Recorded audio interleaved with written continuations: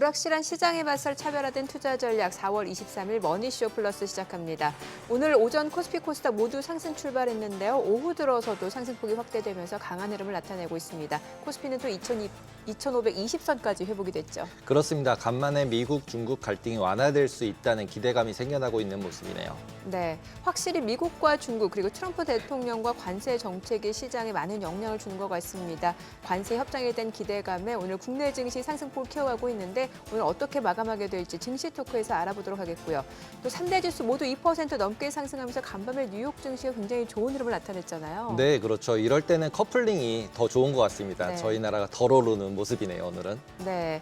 자, 지금 유럽, 아시아 증시 다 오르고 있는 가운데 최근에 셀 아메리카 여전히 좀 우려감은 있는 것 같습니다. 하루가 다르게 뉴욕 증시, 사실 국내 증시보다 변동성이 굉장히 큰 상황인데 오늘은 또 어떤 흐름을 전망해 볼 수 있을지 뉴욕 인사이트에서 자세히 짚어보겠고요.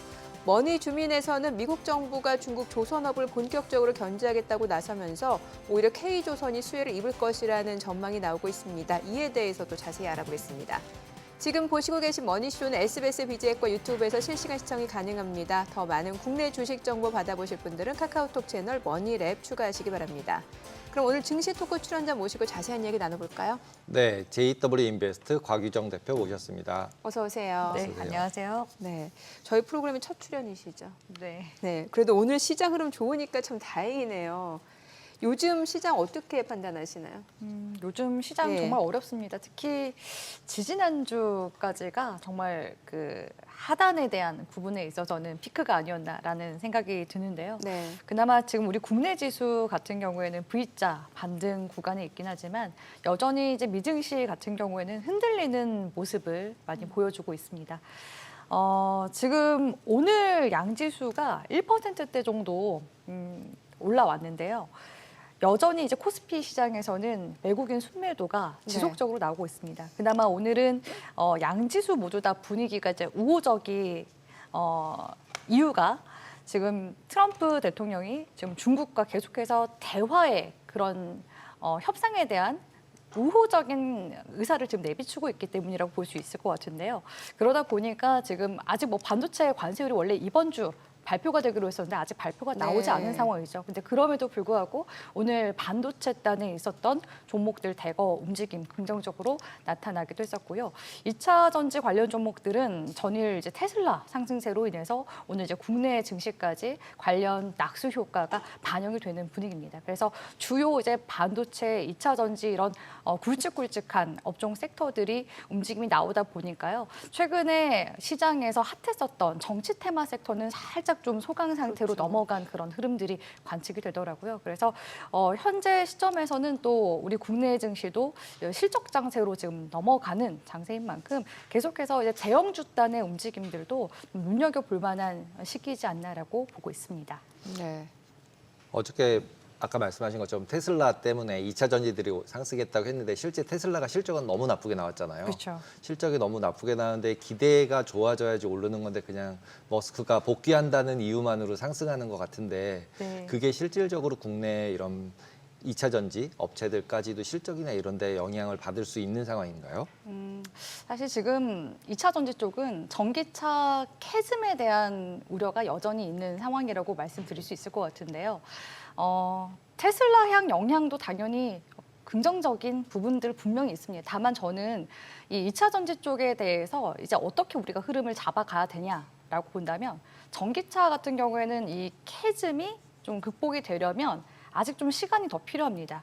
그러니까 실질적으로 전기차 캐즘이 이제는 다시금 원재 수요로 돌아가게 되려면 2027년도에서 2028년도로 업계에서는 그렇게 바라보고 있거든요. 그러면은 그동안 2차 전지 관련 종목들은 손 놓고 있어야 되냐? 그거는 아니라는 겁니다. 그래서 2차 전지 쪽은 ESS 쪽으로 저는 지켜봐야 된다고 생각을 하고 있는데요. 물론 이제 전거래일 테슬라 쪽에서의 이제 급등세로 인해서 우리 국내 증시의 종목들이 움직임이 나오긴 했었지만 지금 최근에 민주당의 이재명 후보 같은 경우에도 에너지 믹스 정책 관련해서 이야기를 계속 하고 있는 중이잖아요. 그래서 지금 신재생 에너지부터 해서 지금 원전까지 같이 함께 이제 믹스 패스한다라는 그런 정책적인 공약이 결국에는 ESS 쪽까지도 관련 수혜가 지금 이어지는 그런 흐름이라고 볼 수 있을 것 같고요. 또 ESS에 대한 수요가 올해는 이제 전년 대비해서 북미 쪽에서 수요가 2배 이상 증가가 될 것으로 지금 전망들이 나오고 있기 때문에 올 1분기 같은 경우에는 계절적으로 ESS 수요가 주춤하긴 했지만 2분기부터 관련제 매출이 다시금 이제 회복 국면으로 돌아가게 된다라고 했을 때 그런 관점에서 2차 전지 관련 종목들이 정책적인 이슈와 그리고 이런 ESS 쪽의 회복과 맞물려서 오늘 저가 매수세가 유입된 게 아닌가라고 보고 있습니다. ESS 관련주라고 하면 구체적으로 어떤 걸 볼 수 있는 건가요? 최근에 시장에서 급등락이 강하게 나타나고 있는 종목 같은 경우에는 SK 이터닉스라는 SK 종목을 이터닉스. 들어볼 수 있을 것 같고요. 대표적으로 우리 국내 배터리 3사 모두 다 지금 삼원계 ESS 쪽도 지금 하고 있고 지금 이제 LFP ESS 쪽도 네. 최근에 하고 있는 중이거든요. 특히 우리 국내 배터리 기업들이 미국 쪽에 지금 현재 이제 공장을 또 많이 신설하고 있는 중이기도 하잖아요. 그렇기 때문에 오히려 관세 이슈로부터 조금은 좀 덜 제한적인 그런 모습들도 기대가 되고 있기 때문에 지금 현재 국내 3사 모두 다 지금 ESS 관련해서 사업을 다 전개하고 있다라고 보시면 좋을 것 같습니다. 어저께 트럼프 대통령이 좀 조용히 하고 베센트 장관이 얘기를 하면서 좀 분위기가 좀 바뀌어졌는데 관세 이야기들이 결국은 반도체나 2차 전지 이쪽에서 이제 영향을 계속 받을 수밖에 없잖아요. 아까 처음에 아직 발표는 안 났다고 미리 말씀을 해주셨지만 그러면 그게 실제 이제 어느 정도는 반영이 다 된 거로 봐야 될까요? 관세 영향이? 아직까지는 불확실성이 저는 있는 상황이라고 보고 있긴 하거든요. 그러니까 지금 시점에서 반도체 종목을 공략을 한다라고 했을 때는 중립적인 의견이긴 합니다. 저는 이제 반도체 쪽을 지금 어떻게 바라보고 있냐면 작년 같은 경우에는 AI 열풍으로 인해서 AI 반도체 쪽 관련 종목들이 시장에서 많이 부각이 됐었죠. 특히 네. 우리 국내에서는 엔비디아향 영향을 받았던 SK 하이닉스, 한미 반도체 이런 관련 종목들이 시장에서 많이 부각이 됐었는데 올해 같은 경우에는 분위기가 레거시, 그러니까 기존의 범용 반도체 쪽으로 이목이 지금 쏠리는 모습이거든요. 왜냐하면 중국에서 이구안신 보조금 정책도 지금 진행을 하고 있는 중이기도 하고 PC 교체 수요가 지금 맞물리면서요. 오는 이제 5월 달부터 본격적인 이제 낸드라든지 이런 범용 반도체 쪽의 가격 반등이 기대가 되는 상황입니다. 그렇기 네. 때문에 오히려 삼성전자가 지난해 좀 많이 억눌려 있었는데요. 삼성전자 같은 경우에는 지금 파운드리 쪽에서는 여전히 지금 적자가 좀 지속되고 있는 상황이기도 하죠. 하지만 레거시 쪽에 있어서는 여전히 메모리 이제 시장에서 삼성전자가 점유하고 있는 부분이 굉장히 크기 때문에 이쪽에서의 긍정적인 업황 흐름들은 기대를 해볼 수가 있습니다.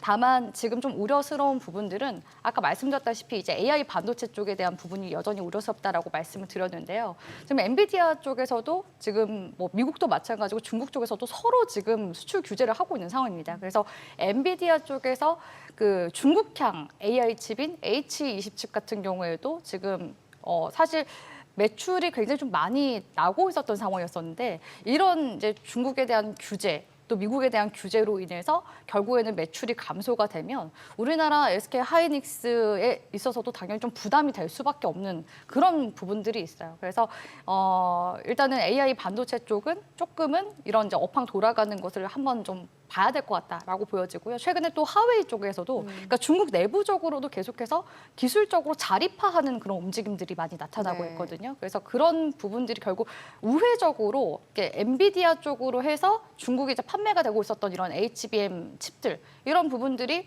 매출이 좀 줄어들게 되면 당연히 좀 영향이 우리나라 기업들에게는 안 좋게 될 가능성이 높아서 좀 이런 부분들에 있어서는 투트랙 전략으로 봐야 되지 않나라고 보여지고 그에 앞서서 일단은 이번 주 발표가 되는 관세율 그런 네. 부분들도 먼저 좀 지켜봐야 되지 않나라고 보고 있습니다. 그럼 오늘 그 직접적인 그 엔비디아 밸류체인인 SK 하이닉스라든지 한미 반도체 상승 탄력이 굉장히 좋은 건데 그러면 일시적으로 좀 낙폭과대에 따른 이제 V자 반등 이렇게 이해를 해야 되는 건가요?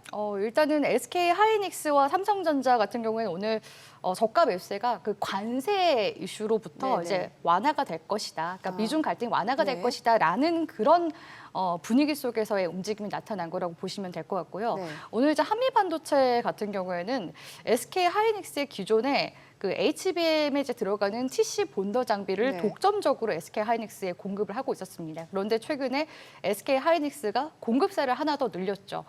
한미 반도체가 지금 TC 본더 특허를 두고 그 하나 정밀 기계 지금은 이름이 바뀌었습니다. 하나 세미텍으로 사명이 변경이 됐는데 네네. 지금 특허 소송 분쟁 중에 있거든요. 근데 분쟁 중인 곳에 TC 본더 계약을 기존의 한미 반도체보다 훨씬 더 높은 가격의 계약을 체결하게 됨으로써 SK하이닉스가 네, 그 이제 한미 반도체 쪽에서는 기존에 독점적으로 SK 하이닉스 쪽에만 공급했지만 이런 이제 SK 하이닉스의 그런 전략, 사실 SK 하이닉스 쪽 입장에서도 HBM 지금 수요가 너무 많은 네. 상황이라서 이게 한미 반도체 쪽에서 모든 물량을 다 지금 칠 수가 없는 상황이거든요. 그렇기 때문에 공급망을 늘린 건데 한미 반도체 쪽은 당연히 좀 서운할 수밖에 그렇죠. 없습니다. 예. 예, 그런 상황 속에서 지금 마이크론 쪽에서도 러브콜이 현재 들어오고 있는 그런 상황이라서 이런 이제 한미 반도체가 이런 그 SK 하이닉스와의 갈등 속에서 새로운 그런 공급사를 모색해 나가지 않을까라는 그런 기대감이 반영이 돼서 오늘 두 자릿수 상승세가 나타나준 걸로 보여지기 때문에 좀 각각의 그 이슈로 바라봐야 되지 않나라고 보고 있습니다. 네.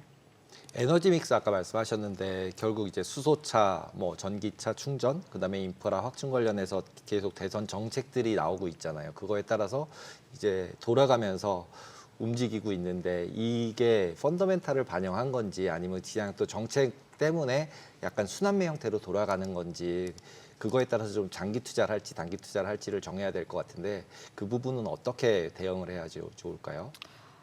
저는 이제 차별화 전략으로 이거는 보셔야 된다고 말씀을 드리고 싶은데요. 일단 비상계엄 사태로 인해서 우리나라가 이제 탄핵 정국으로 가게 됐고 정권 교체에 대한 목소리가 커지다 보니까 지금 이제 민주당 이재명 대표가 전 대표죠. 이야기하는 그런 이제 공약들이 계속해서 시장에서 좀 부각이 되고 있는 분위기이긴 합니다. 그리고 기존의 문재인 정책에서 탈원전 정책을 펼치지 않았습니까? 그렇기 때문에 당장 이 탈원전 정책을 하자라고 할 수는 없어요. 왜냐하면 지금 글로벌적으로 봤을 때 지금 AI 수요가 굉장히 넘쳐나고 있는 상황이고 전력 수요도 굉장히 또 많이 필요로 하고 있는 상황이기 때문에 원전에 대해서 그래서 지금 계속 뭐 유럽이라든지 미국 쪽에서 부활을 시키고 있는 그런 네네. 상황이잖아요. 그런 기조를 우리나라가 또 따라가야 되기 때문에 에너지 믹스를 하겠다라고서 이야기가 나오고 있는 중인데 신재생 에너지 쪽이라고 하면 대표적으로 태양광이라든지 풍력, 수소 거기서 이런 신재생 에너지를 담을 수 있는 ESS 그리고 더 나아가서 이제 원전 이렇게 보시면 될 것 같은데요. 풍력이나 이제 수소 같은 경우에는 사실 거의 지금 시장에서 움직임이 나고 있는 건 테마성으로 움직임이 나타나고 있다고 보고 있습니다. 그러니까 기존에 2021년도 경이었나요? 이때 우리나라에서 수소 경제 정책을 한동안 미뤘었을 때가 있었어요. 그래서 전반적으로 또 많은 기업들이 수소 쪽에 투자를 하고 하지만 인프라 구축에 있어서 시간도 많이 들고 비용이 많이 들다 보니까 또 네. 그런 부분들이 결국 차익으로 나오게 되면서 주가가 또 다시 크게 빠지고 그랬었거든요. 그러니까 이미 수소 사이클은 한 차례 지나가 있는 상황이고 풍력 같은 경우에는 상대적으로 좀 덜 부각되는 그런 측면들이 있거든요. 다만 이제 태양광 같은 경우에는 지금 미국 쪽에서 중국에도 중국산 제품에 대해서도 관세를 매고 있고 우회적으로 이제 들어오고 있는 동남아산 제품에 대해서도 관세를 매겠다라고 해서 이야기가 나오고 있기 때문에 사실 태양광 쪽은 이런 정책 테마보다도 미국향 반사익 수혜가 좀 더 기대가 되는 상황이라서 긍정적이라고 말씀드릴 수 있을 것 같고요. ESS 쪽도 마찬가지입니다. 사실 ESS 쪽에 대한 수요도 우리나라보다는 북미 쪽에서 발생하는 수요가 더 크다고 볼 수 있을 것 같고요. 원전 같은 경우에는 사실 관세 리스크로부터 좀 더 자유롭기도 하죠. 왜냐하면 국가적으로 이루어지는 그런 수주 사업이다 보니까 이번에 체코 수주 본계약도 2분기 내에 지금 체결이 기대가 되는 상황이고 거기에다가 지금 웨스팅하우스에서 목리를 부려서 웨스팅하우스 쪽에서 거의 이제 그 유럽 쪽에 수주 물량 가져가고 우리나라는 그 외의 국가들의 이제 수주 물량을 가져가는 걸로 양분화되는 거 아니냐라는 이야기가 나왔습니다만은 중동 쪽이라든지 여전히 중앙아시아 쪽에서도 원전 수요가 지금 계속해서 프로젝트가 진행 중에 있는 상황이라서 그런 수주 모멘텀을 본다면 원전 쪽도 여전히 강력한 그런 업종 섹터 사이클을 탈 수 있을 거라고 보고 있기 때문에 그런 관점에서 풍력, 수소는 테마 관점으로 보시고 그 외 나머지 섹터는 업종 사이클 관점으로 계속 수주 모멘텀을 보시면서 가셔야 된다라고 말씀드릴 수 있을 것 같습니다. 그러니까 원전하고 태양광은 좀 그래도 긍정적으로 볼 수 있는 포인트가 있네요, 분명히. 네. 예. 그 전력 설비도 좀 여쭤볼게요. 한참 그 뭐 전선주 전력 설비 관련주는 그 AI 데이터 센터 이러면 이제 전력 수요가 급증할 수밖에 없다 해가지고 한참 많이 움직였었잖아요. 근데 지금 다시 한번 이제 좀 투자자들 관심을 받는 것 같은데 이것도 사실 테마로 보기에는 조금 크잖아요. 특히나 AI 산업이 이제 태동기라고 하면은 더더욱 이 전력 수요는 급증할 수밖에 없고요. 네, 이 전력기기 쪽은 저는 이제 업종 단에서, 섹터 단에서 바라봐야 된다고 생각을 하고 있어요. 그러니까 테마로 볼 만한 그런 이제 섹터는 아니라는 그렇죠. 거죠. 예. 왜냐하면 실제로 지난해 수주가 또 많이 발생하기도 했었고 네. 올해부터는 그 수주에 대한 생산이 실질적으로 진행이 되면서 매출 반영이 나타나는 해이기도 하거든요. 다만 최근에 이 전력 관련주 중에서 대장주라고 볼 수 있는 기업이 HD 현대일렉트릭이라고 볼 수 있을 것 같은데요. HD 현대일렉트릭이 지난해 내내 엄청 높은 주가 상승률을 네. 보여주기도 했었습니다. 다만 올해 이제 1분기 실적이 그래도 견조하게 나왔음에도 불구하고 실적 발표 이후로 주가가 지금 2거래일 정도 좀 눌리는 그런 모습들이 나타나고 있긴 하거든요. 근데 반면에 HD 현대일렉트릭 무거운 종목들은 눌렸지만 오늘 시장에서는 뭐 구리 관련주부터 시작해서요. 전력, 설비, 기기, 전선 관련주 다 같이 오름세가 나타났습니다. 물론 이제 정책적으로 우리나라 이제 또 많은 또 대선 후보들이 이런 이제 전력망을 또 늘려야 된다라는 그런 이야기를 또 하고 있는 부분들도 있고요. 또 더군다나 올해는 날씨가 네. 또 역대급 또 폭염이 찾아온다고 하잖아요. 그러게요, 예. 또 그에 따른 수요도 또 당연히 시장에서 좀 어느 정도 분위기가 반영되는 것으로 기대가 되고 있고 그리고 실제로 또 우리나라의 또 이런 HD 현대일렉트릭 제가 대표적으로 계속 말씀드리고 있지만 네네. 미국에 지금 생산 시설이 있습니다. 그러니까 관세 리스크로부터도 어느 정도 좀 자유로울 수 있는 그런 이제 업종단에 있는 종목들이기 때문에 지난해 상승세 나오고 나서 눌린 거는요. 그러니까 한동안 이제 AI 열풍이 불고 나서 고점론이 한번 제기가 됐었습니다. 그게 지난 이제 하반기였다라고 볼 수 네네. 있을 것 같고요. 우리나라 또 그 기업들도 마찬가지긴 하지만 지금 데이터 센터들 지금 또 확충하고 있는 중이잖아요. 비용이 지금 많이 지금 드는 상황이에요. 그러다 보니까 또 마이크로소프트 같은 경우에도 이런 이제 부분들이 또 전 세계적으로 글로벌 경기 침체도 있다 보니까 데이터 센터에 투자를 해야 됨에도 불구하고 지금 투자를 좀 축소하겠다, 좀 지연시키겠다라는 그런 부분들까지도 좀 약간 우려로 반영이 된 부분들이 있거든요. 그래서 이제 조정이 나타났었던 건데 오늘 시장에서 분위기 보니까 이미 이제 구리 관련 종목들이 지난달 한번 가격 상승으로 인해 시세가 나타났었던 네. 적이 있었거든요. 다 같이 움직임 나타난 걸로 봤을 때 업종 섹터 단에서의 움직임 지금 시점에서 좀 긍정적으로 볼 수 있지 않을까라고 보고 있습니다. 저는 지금 HD 현대일렉트릭 말씀을 주시긴 했는데 사실 전선 전력 설비 쪽 보면 LS 그룹주들이 굉장히 많아요. 뭐 LS 일렉트릭, LS 마린 솔루션, 또 LS 가운전선도 그쪽이죠. 예. 네. 그리고 LS 에코에너지까지. 이 LS 그룹주는 어떻게 보세요? 지금 LS 일렉트릭 네. 뭐 말씀하셔서 저도 기술적인 움직임 바라보고 있는데요. 지금 4월 초 기점으로 해서 주가가 반등세로 지금 가고 있는 중이기 때문에 지금 반등에서 살짝 좀 주춤한 상황이거든요. 개걸음 횡보세로 지금 나타나고 있는 중이라서 지금 시기에서 저는 모아가는 관점 유효하게 바라보고 있습니다. 미국이 태양광 관련해서 3,500% 관세를 매겼잖아요. 그러면서 이제 우리나라가 오히려 특혜를 볼 수 있지 않을까. 그러면서 이제 지금 말씀하시던 태양광 쪽이 오히려 포커스가 될 수 있는데 그러면은 그게 지금 하나솔루션에서 더 이렇게 확장돼서 넓어질 수도 있는 건가요? 다른 관련주까지?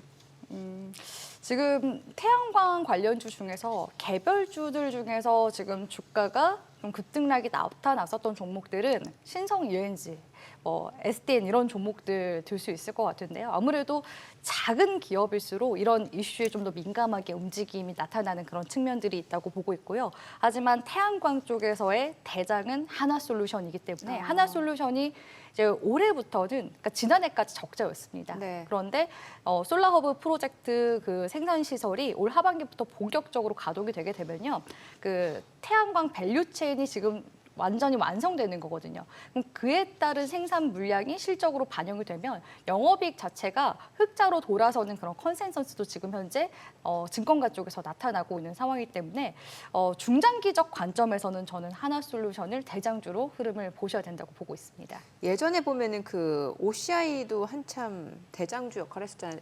OCI 옛날 사명이 동양 제철화학이었나? 네. 그렇죠. 동철이었는데. 동철이 별명, 그죠? 네, 동철이었는데. 그 동철이 막 시세 내다가 나중에 막 떨어져가지고 개인들 무덤되고 막 네, 그런 시절이 무덤됐죠. 있었는데. 맞습니다. 네. 그룹이 돼 있죠 지금은. 저희가 네. 연식이 좀 돼서 다 기억이 나네요. 자, 호가 좀 볼게요. 자, 지금 시각 3시 22분 지나갑니다. 오늘 양시장 마감 호가 상황 좀 체크해 보도록 하겠습니다. 오늘 코스피가 1.8%. 오늘 흐름 굉장히 좋네요. 2,530선까지 회복이 될 걸로 보여지네요. 2,533선에서 마감될 걸로 보여지고요. 코스닥도 1.3% 상승 마감 예상됩니다. 예상 체결지수 725포인트입니다. 시가총액 상위 종목 마감 예상가 좀 보도록 하겠습니다. 삼성전자가 1.8% 상승 마감 예상되고요. 호가는 56,000원, SK하이닉스 3.7% 강세 마감 예상됩니다. 예상가 188,500원, LG에너지솔루션 5% 강세 마감 예상됩니다. 지금 호가 35만 원, 삼성바이오로직스 강보합권 마감 예상되고요. 호가 107,700원, 현대차 3% 상승 마감 예상됩니다. 예상가 191,400원이고요. 기아도 역시 3% 상승 마감 예상됩니다. 지금 호가가 89,600원으로 집계가 됩니다. 자, 그리고 셀트리온도 1.8% 상승 마감 예상되고요. 이 가운데 그동안 좀 많이 올랐던 이제 방산주 하나 에어로스페이스 같은 경우는 좀 차익 실현 물량이 나오면서 하락 마감 예상되네요. 지금 호가 819,000원, 삼성전자 우선주도 상승 마감 예상되고요. KB금융 5% 강세 마감 예상됩니다. 호가 88,000원으로 집계가 되죠. 코스닥 시가총액 상위 종목 마감 예상가 좀 보도록 하겠습니다. 알테오젠이 소폭 상승 마감 예상되고요. 호가는 39만 원, 에코프로비엠 6% 강세 마감 예상됩니다. 호가 10만 900원, HL 5% 상승 마감 예상되고요. 예상가 56,200원, 에코프로도 4.2% 강세가 예상됩니다. 마감가 49,250원에 형성될 걸로 보여지고요. 레인보 로보틱스도 1% 상승 마감 예상되고 있습니다. 휴질 강보합권 마감 예상되고요. 지금 호가 35만 500원, 리가캠바이오 0.7% 상승 마감 예상되고요. 예상가 11만 3,200원, 펩트론도 상승 마감 예상됩니다. 이 가운데 클래시스 1.2% 하락 마감 예상되고요. 예상가 62,500원, 코롱티슈진 상승 마감 예상되고 있습니다. 자, 이제 마감까지 한 5분여가량 남았는데 그동안 증시 참 우리 증시 좀 답답한 박스권 행보였는데 이제 뭔가 좀 추세적으로 좀 방향을 잡아가는 게 아닌가라는 기대를 갖게 만드는데요. 근데 계속 물음표 아닌가요? 계속 물음표? 뭐 관세 이러고 있는데 트럼프가 네. 나왔다가 또 들어갔다가 그러고 있어서 조금은 아직은 안심하기는 일러 보입니다. 하지만 이제 네. 우리나라는 일단 또 선거를 앞두고 있고 또 선거를 앞두면 그렇죠. 돈을 이렇게 또 많이 풀 테니까 네. 조금 더 미국보다는 조금은 더 안락해 보이는 그런 생각이 드네요. 미국은 너무 무서운 상황인 것 같습니다. 변동성이 너무 커서. 네, 너무 커서. 그래서 네. 1% 움직이면 오히려 안 움직인 것 같은 느낌이에요. 지금 그러게요, 미국 요즘에. 시장. 그러니까 빠지면 2% 빠지는 건 예사고, 네, 올라도 또 맞습니다. 2% 오르고, 네. 변동성이 굉장히 큰 상황인데 어때요? 요즘에 국내 증시하고 미증시하고 난이도 어디가 더 어려워요? 난이도가 높아요? 둘 다 어려운 것 같은데요. 국내 그래요? 증시는 그래도 어느 정도 답이 지금 좀 정해져 있는 그런 느낌을 받고 있는 게 그러니까 이번 달에는 정치 테마주 근데 정치 위주로 테마주는 사실 움직임이 나오고 있고요. 뭔가 단기 트레이딩 능한 투자자가 아니면 이거 잘못 고점에 사서 떨어질 때 잘못 팔면 오히려 손실 크고 그렇잖아요. 네, 그러니까 트레이딩 지금 하시는 분들은 정치 트레이딩 테마주로 거의 뭐 파티를 할 수 있는 그런 장이지 않나라고 보여지고요. 다만 이제 일반적인 투자자분들 관점에서 봤을 때, 그러니까 투자용 종목이라고 봤을 때는 그러니까 관세 부과로부터 조금 자유로울 수 있는 섹터들은 흐름이 견고한 편이거든요. 근데 최근에 또 많이 올라가지고 선뜻 손이 안 나가요 또. 뭐 조선 방산 이런 거. 방산 예. 이런 섹터들. 예. 하지만 이제 슈퍼 사이클에서 울트라 사이클을 또 타고 있는 업종 섹터이다 그래요? 보니까 추세적으로는 아직까지 견고한 편이라고 볼 수 있을 것 같고요. 사실 그 외에 좀 눌려 있는 종목군이라고 한다면 그 화장품 섹터 같은 경우 원가율 자체가 굉장히 낮은 편이거든요. 네. 그래서 올해도 이제 화장품 수출이 또 호조세를 보일 거라는 그런 이야기들이 또 나오고 있는 중이기도 하고, 뭐 비단 이제 북미 쪽뿐만 아니라 지금 중동이나 유럽, 뭐 일본, 동남아 쪽에서도 매출이 잘 나오고 있기 때문에 그런 쪽에서도 이제 관세를 좀 피할 수 있는 그런 섹터도 있고 또 엔터나 콘텐츠 이쪽 이제 관련 섹터들도 최근에 정치 테마도 같이 좀 들어와 준 편이거든요. 그러니까 요즘은 모든 이제 업종 섹터가 뭐 거의 대부분이 뭐 정책적으로 좀 맞아요. 이야기가 좀 많이 들어오고 있는 중이긴 한데요. 그래서 물론 투자하시기 좀 까다롭다 느껴지실 수도 있을 것 같지만 제가 말씀드린 일부 이런 섹터들도 긍정적인 흐름들 지금 계속 이어져 나오고 있는 중이니까 화장품 섹터 저는 관심 있게 한번 보시면 좋지 않을까라고 보고 있습니다. 섹터를 이렇게 포커스를 하시면 섹터 안에 있는 대장주를 사는 게 좋은 건가요? 아니면 섹터에 있는 ETF를 사는 게 더 마음은 ETF 사는 게 편할 것 같은데 ETF는 너무 안 움직이잖아요. 그러니까 이제 개인의 입장에서는 그냥 뭘 하나 골라서 많이 움직이는 걸 고르고 싶은데 그건 잘 못 고르겠고 그러면 네. 보통 이럴 경우에 아까 전에도 이제 전력 설비 부분 얘기하실 때도 섹터로 접근을 해야 된다. 어떤 건 내리고 어떤 건 오르니까. 그러니까 네. 고르긴 되게 어렵잖아요. 종목 그렇죠. 고르기. 그러면은 섹터를 지금 말씀하신 섹터 위주의 무슨 ETF를 사든지 섹터 ETF들도 요즘 너무 많으니까 네. 그런 게 더 나은 건가요? 아니면 그래도 개별 종목 공부해서 사야 된다. 이 둘 중에 고르라면 어떤 게 더 좋은가요? 이거는 이제 투자 성향에 저는 달려 있다고 생각을 하는데요. 보수적으로 좀 안정적인, 물론 이제 주식 자체가 위험 자산에 해당하기 때문에 그런 리스크는 안고 가야 되겠지만 그래도 좀 안정적인 것을 추구한다 하신다면 ETF 쪽으로 투자하는 게 맞다고 생각하고요.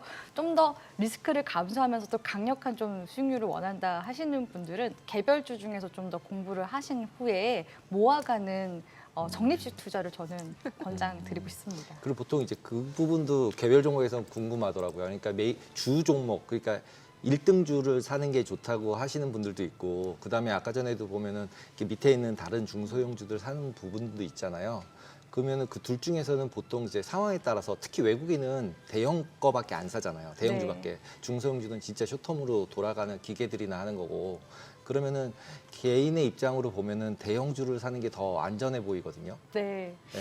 그러니까 저는 연세가 좀 있으신 고령의 투자자분들 같은 경우에는 아무래도 좀 리스크를 감수하시는 것보다는 그러니까 ETF가 우선이고요. 그 다음이 이제 1등 대장주, 기관이나 외인 수급으로 플레이가 되는 그런 종목군들을 좀 권장을 드리고 싶고 그 외에 조금 더 연령대가 청년이신 분들 내지는 한참 좀 목돈을 계속 좀 굴려야 하시는 그런 40대, 50대 연배층까지는 중소형주의 플레이 저는 긍정적으로 생각을 하고 있거든요. 다만 여기에 앞서서 연령대적인 부분에 앞서서 가장 먼저 개인의 투자 성향이 어떠한가 이런 부분들이 가장 더 중요하다라고 보고 있기 때문에 연배가 저는 낮을수록 조금 더 공격적인 중소형주 플레이를 해보시라고 말씀을 드리고 싶네요. 아니 이거는 저희가 뭐 좀 마감하고 나서 조금 더 여쭤볼 내용이긴 한데 일단 오늘 시장 분위기 굉장히 좋습니다. 양시장 지금 상승 마감 예상되고 있고요. 또 외국인들 선물에서 굉장히 많이 매수를 하면서 시장 상승을 이끄는 모습이었습니다.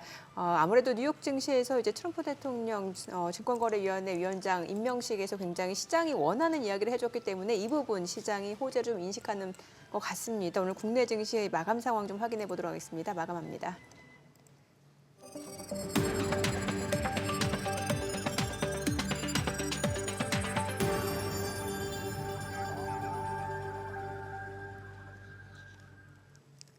네, 4월 23일 수요일 국내 증시 마감했습니다. 간밤 뉴욕 증시 3대 지수가 전일의 낙폭을 딛고 2% 이상 반등하면서 일단 전반적으로 이제 저점을 좀 확인하는 과정들이 좀 이어지는 것 같습니다.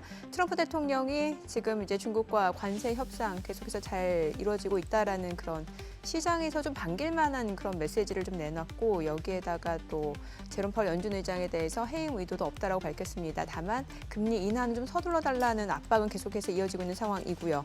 자, 오늘 양시장 상승 출발한 이후에 오후 들어서 계속해서 또 상승폭 유지해내면서 지금 상승 마감했는데 1.5% 올랐습니다. 코스피가 2,525, 코스닥도 1.3% 상승했습니다. 726포인트입니다. 시가총액 상위 종목 마감가 보겠습니다. 삼성전자가 1.2% 상승했습니다. 55,700원에 종가 형성이 됐고요. SK하이닉스 4% 이상 올랐습니다. 종가는 18만 1,000원. 그리고 LG에너지솔루션 5% 올랐습니다. 34만 9,000원이고요. 삼성바이오로직스는 좀 떨어졌네요. 종가는 106만 6천 원, 현대차 2.3% 상승했고요. 기아 3.8% 올랐습니다. 주가가 9만 원 선 회복이 됐어요. 삼성전자 우선주도 상승했고요. 한화 에어로스페이스는 물량 좀 나오면서 1.9% 하락했습니다. 종가 81만 4천 원, 셀트리온, KB금융 모두 1.4%, 1.9% 올랐고요. 각각 종가 15만 9,900원, 8만 5천 원이고요. 코스닥 시가총액 상위 종목 마감가 보겠습니다. 알테오제는 보합에서 마감이 됐고요. 에코프로비엠이 많이 올랐죠. 6.9% 상승하면서 종가는 10만 1,200원. 그리고 HLB도 4% 이상 상승했습니다. 5만 5,900원에 거래 마쳤고요. 에코프로 4.9% 상승했습니다. 종가 4만 9,600원. 레인보우 로보틱스 1.4% 올랐고요. 휴젤도 상승했습니다. 종가가 25만 2천 원이고요. 35만 1,500원. 그리고 리가캠바이오가 1% 올랐습니다. 11만 3,700원이고 펩트론도 0.9% 상승했고요. 클래시스는 좀 떨어졌습니다. 종가 6만 2,500원, 코롱 티슈진 4만 7,050원에 거래 마쳤습니다. 수급 상황 좀 체크해 보겠습니다. 오늘 유가증권 시장에서 개인 투자자 5,490억 원 순매도를 나타냈고요. 외국인도 1,970억 원 매도 우위, 이 가운데 기관이 6,861억 원 순매수를 보여줬습니다. 금융투자를 중심으로 매수세 유입됐고요. 코스닥에서는 외국인과 기관이 동반 매수 우위를 나타냈습니다. 외국인 442억 원, 기관은 321억 원 순매수, 개인 투자자는 678억 원 매도 우위였고요. 오늘 외국인 선물에서 많이 샀습니다. 6,500개약 가까이 순매수를 보여줬습니다. 자, 환율 체크해 보도록 하겠습니다. 달러 환율입니다. 간밤 달러 인덱스 약간 오르긴 했는데 오늘 달러 환율은 보합에서 마감이 됐습니다. 사실 오전장만 하더라도 달러 환율이 좀 많이 올라가가지고 이게 무슨 일인가 싶었거든요. 그러게요. 예. 채권 쪽에서 뭔가 있지 않을까라는 생각이 저는 잠깐 들었었습니다. 네. 그 오늘 같은 경우는 외국인이 간만에 선물을 많이 샀잖아요. 그러게요. 많이 선물을 샀더니 예. 기관들은 또 금투 쪽에서 매수가 금투자, 들어왔다고 예. 하고 그런 걸로 봐서는 그냥 외국인이 선물을 사서 이제 고평가되니까 금투에서 차익 거래로 쏴서 올린 것 같은 느낌이 좀 드네요. 그러게요. 오늘 시장 어떻게 보셨나요? 사실 이제 개장하고 나서 한 30분 정도까지는 상승폭 유지되다가 갑자기 이제 한 10시 가까이 되니까 음봉으로 전환이 돼서 윗꼬리가 달려가지고 좀 아쉽다 생각이 들었는데 다시 한번 또 매수세가 좀 들어오더라고요. 요즘 시장 어떻게 봐야 되는 거예요? 여전히 우리 국내 증시는 외국인 매수세를 기다리고 있는 그런 상황이라고 말씀드릴 수 있을 것 같은데요. 네. 아까 뭐 말씀드렸지만 이번 지금 4월 달은 정치 테마주로 계속 흐름이 나타나고 있긴 한데요. 결국에는 시장이 올라가려면 외인 기관 수급이 들어와줘야 됩니다. 네. 그러면 이 외인 기관 수급이 들어오려면 그 상승 모멘텀, 상승 지렛대 역할을 할 수 있는 이슈가 필요하거든요. 그 이슈가 저는 실적이지 않나라고 해서 생각을 하고 있고요. 뭐 테슬라 같은 경우에도 이번에 뭐 예상보다는 기대치를 하회해서 어닝 쇼크가 나오긴 했지만 반면에 이런 부분들을 일론 머스크 CEO가 자각을 하고 이제 정보 효율부를 활동을 좀 축소하겠다라고 이야기한 부분이 네. 긍정적으로 지금 우리 국내 증시까지 낙수 효과를 미치지 않았습니까? 그러니까 지금 결국에는 시장이 이제 정치 테마 쪽에서 실적으로 좀 슬슬 넘어가려고 하는 그런 분위기가 감지가 되고 있는 상황이다라고 말씀드릴 수 있을 것 같고요. 또 특히 내일 같은 경우에는 한미 무역 협상도 이제 본격적으로 또 진행이 되는 그런 일정이 있기 때문에 네. 이번 이제 주간 자체가 좀 어떻게 보면 한 주간 좀 부담스러운 주간일 수도 있습니다. 하지만 이런 이제 모멘텀으로 인해서 시장이 계속해서 좀 어느 정도 안정화를 찾아가는지, 그러니까 증시 민감도가 지금 낮아지고 있는지 그런 부분들을 좀 모색해 나가면서 매매를 하셔야 되지 않을까라고 보여지고요. 지금 우리 국내에 있어서는 실적 발표가 이번 주 목요일, 그러니까 바로 내일이죠. SK 하이닉스, 현대차, 삼성중공, 그러니까 조선주들이 내일 좀 실적 발표를 많이 네. 하더라고요. 조선 종목들이 최근에 움직임이 좀 변동성이 있긴 하지만 추세상으로는 크게 무너지진 않았거든요. 예. 그리고 특히 이 미국향 어떻게 보면 관세 카드로 협상 카드로 또 시장에서 많이 부각이 되고 있는 상황이라서 이런 이제 빅사이클을 타고 있는 업종들 같은 경우에는 수주 모멘텀도 중요하지만 이제 수주 이후에는 실적 반영이 어느 정도로 지금 반영이 되고 있는지도 중요해서 이런 조선주들의 실적 발표가 결국 또 다시 조선주 쪽으로 수급이 단기적으로 또 쏠리는 그런 흐름들을 만들어 나갈지 않을까라고서 예상을 하고 있어서 아무튼 내일은 좀 실적 발표가 일정이 굉장히 또 많이 있는 상황이고 미국에서도 마이크로소프트와 알파벳 일정이 있기 때문에 관련해서 잘 체크해 보시면 좋을 듯합니다. 외국인 수급 말씀하셨는데 보통은 외국인들이 실적에 따라서 움직이게 되나요? 아니면은 진짜 한국을 산다 그러면 한국의 메이저 주식들을 다 사버리잖아요. 그것도 이제 오랫동안 사잖아요. 한 뭐 일주일, 한 달 잡고 쭉 사니까 이제 확 돌아버리는 것 때문에 외국인을 봐야 된다라고 이제 말씀을 하신 것 같은데 네. 지금 사야 된다라고 하면 외국인이 들어온다 하면 지금 많이 오른 저런 이제 방산이나 조선주를 살 것 같진 않잖아요. 느낌상. 네. 걔네 그 외국인이 들어와서 그런 종목을 살 거예요? 아니면 삼성전자, 현대차, 뭐 국민은행 이런 진짜 대형주들 그런 종목을 매수를 할 가능성이 더 높은가요? 저는 일단 자동차 쪽 같은 경우에는 일단 1분기는 역대급 실적이 지금 예상이 되는 상황이거든요. 왜냐하면 관세 부과 때문에 일찌감치 좀 사재기 수요가 1분기에 좀 쏠림 현상이 있어서 그런 부분들 때문에 이미 지금 현대나 기아차가 주가가 좀 떨어져 있는 상황이고 현대차 쪽에서는 뭐 미국 쪽에 그 현재 생산 공장 투자한다 31조 정도 투자한다고 이야기했었잖아요. 그런 이슈가 나왔음에도 불구하고 지금 주가가 많이 좀 떨어져 있는 상황이거든요. 그렇기 때문에 여기서 이제 좀 어느 정도 섹터상에서 저가 매수세가 유입이 될 수 있을 만한 섹터라고 한다면 보통 반도체, 자동차가 경기 민감 섹터로 같이 올라가긴 하지만 반도체가 일단은 원툴로 외국인 매수세가 가장 좀 잘 유입될 수 있을 만한 그런 이제 섹터이지 않나라고 보여져서 일단은 관세율부터 확인을 하시고 외국인 수매수가 들어오는지 삼성전자, SK 하이닉스 위주로 한번 흐름을 보셔야 될 것 같다 이렇게 말씀드릴 수 있을 것 같습니다. 네. 지금 국내 증시 난이도가 꽤 있잖아요. 그러면은 사실 이제 뭐 포트폴리오 갖고 계신 분들이야 뭐 이제 수익 나신 분들은 이제 또 행복한 고민을 하시겠지만 또 신규로 좀 어떤 종목을 사볼까 하시는 분들 좀 고민이 되는 게 지금 주도주라고 하기에 좀 애매한 게 그렇거든요. 왜냐면은 뭐 오늘 반도체 오르고 자동차주 오르긴 했습니다만 이게 외국인이 매수를 했기 때문에 또 오른 것도 있고 또 기관 쪽에서도 순매수를 했기 때문에 이게 추세적으로 좀 매수세가 유입될 수 있기를 좀 기대하기도 쉽지 않을 것 같고요. 어떤가요? 그렇기 때문에 지금 4월 달까지는 이런 불확실성이 저는 다음 주까지는 최소 이어지지 다음 주까지? 않을까라고 보여지고요. 다만 지금 트럼프 대통령이 중국 쪽에 그렇게 좀 대화를 하자라는 그런 뉘앙스를 내비쳤기 때문에 그런 부분들이 이제 다음 주까지 관련 이슈가 좀 우호적으로 좀 진전된 그런 분위기가 나오게 된다면은 5월 달부터는 그래도 어느 정도 이 실적과 좀 맞물리면서 추세 전환할 수 있는 그런 모멘텀, 강력한 좀 모멘텀이 좀 발현되지 않을까. 그러니까 시장이 반등세로 좀 돌아갈 만한 확인하고. 상승은 아니지만 예. 반등세로 돌아갈 만한 지금 어떻게 보면 과정 중에 있는 중이다라고 볼 수 있을 것 같습니다. 알겠습니다. 오늘 내용 여기까지 듣겠습니다. 잘 들었습니다. 고맙습니다.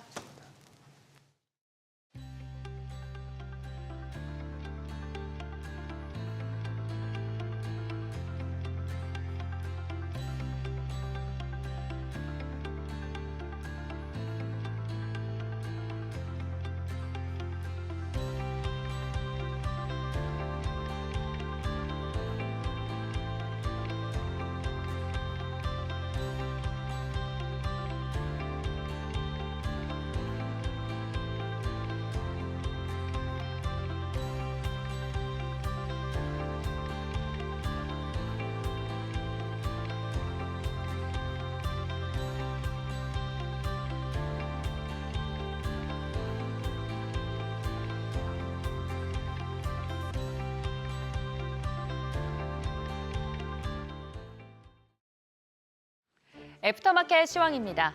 트럼프 대통령의 대중국 압박 완화 발언에 대체거래소 프리마켓은 오늘 1% 넘게 상승 마감했습니다.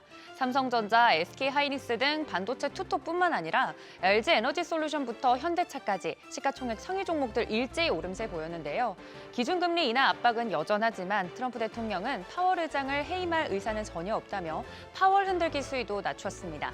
또 간밤 베센트 미국 재무장관의 대중압박 완화 가능성 발언이 뉴욕 증시 2%대 반등 회복세 보였고 뉴욕 증시 마감 이후에 나온 트럼프 대통령의 발언까지 전해지자 시간외에서 기술주를 중심으로 일제히 반등했습니다. 그 영향을 프리마켓도 그대로 받으면서 메인마켓까지 상승세 이어졌습니다. 대체거래소에서 특징적인 종목도 정리해봅니다. 유가증권 시장 상장사인 KC텍의 주가가 최대 주주의 공개 매수 소식에 프리마켓에서부터 강세 보였습니다. 반도체 디스플레이 장비업체 KC텍은 프리마켓 개장 전 KC가 회사 주식 128만 2,800주를 한 주당 27,100원에 공개 매수한다고 공시했는데요. 이는 전체 발행 주식 수의 6.2%로 총 348억 원 규모입니다. 공개 매수 가격이 전날 종가보다 15%가량 높아서 매수세가 몰린 것으로 보입니다. 공개 매수는 내달 12일까지 이루어지고 주관사는 NH투자증권이라는 점 참고로 전달드립니다. 네, 이제 막 애프터마켓 출발을 했는데요. 어떻게 진행되고 있는지 바로 살펴보도록 하겠습니다. 먼저 코스피 상장사 살펴보겠습니다. 역시나 정규장에서부터 이어진 홍풍을 그대로 이어받는 모습입니다. 삼성전자 1.45% 오르면서 55,800원에, SK하이닉스는 역시나 4%대 상승세 유지해주면서 18만 원 선에서 움직이고 있고요. LG에너지솔루션 오늘 2차 전지주들 전반적으로 강하죠. 4% 넘게 오르면서 34만 8천 원의 움직임 보이고 있고, 삼성바이오로직스도 1%대, 현대차도 2%대 강세 이어지고 있습니다. 이어서 코스닥 상장사들도 살펴보도록 하겠습니다. 알테오제는 애프터마켓에서 현재 보합권에서 움직임 보이고 있고요. 에코프로비엠과 에코프로 각각 6%와 4%대 상승세에 이어지고 있습니다. HLB도 4.30% 오르면서 55,800원에, 레인보우 로보틱스까지 1.24% 오르면서 28만 6천 원 선에서 움직임 보이고 있습니다. 국내 증시 전반적으로 투자 심리가 살아나고 있는 가운데 특히나 이 애프터마켓 같은 경우 장이 끝난 뒤에 나오는 공시들을 반영하는 경우도 있고요. 특히나 개인 투자자들의 투자가 많이 이루어지고 있기 때문에 이 대선 테마 관련된 종목들에 대해서는 급등락세가 여전히 크다는 점 여러분들께 다시 한번 짚어드립니다. 지금까지 애프터마켓 브리핑이었습니다.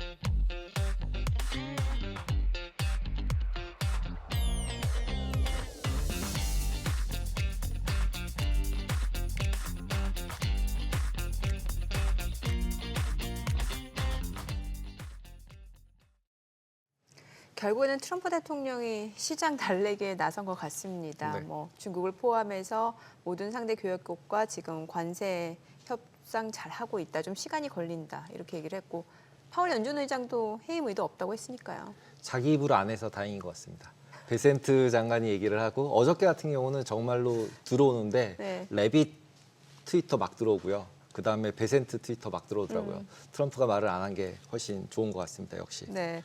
여기에다가 또 이제 일론 머스크 이제 테슬라 실적이 나왔는데 어느 정도 실적이 좀 1분기 안 좋을 거란 예상을 했는데 또 이게 너무 좀 쇼크 수준이잖아요. 그렇죠. 네. 그런데 이제 뭐 5월 달 들어서는 이제 테슬라에 조금 집중하겠다라고 하니까 우리 작가님이 수신제가 치국 평천하.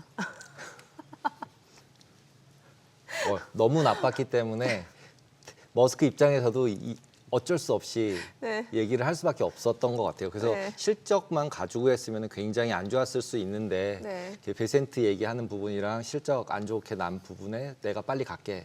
이 한마디로 시장을 저렇게 돌릴 수 있는 걸 보면 네. 머스크는 진짜 천재인 것 같습니다. 그러게요. 네. 자, 오늘 뉴욕 증시가 좀 기대가 되는데 자, 어떤 전략이 좋을지 자세히 알아보겠습니다. 레그넘 투자자문 이춘광 대표 자리했습니다. 어서 오세요. 네, 안녕하세요. 네.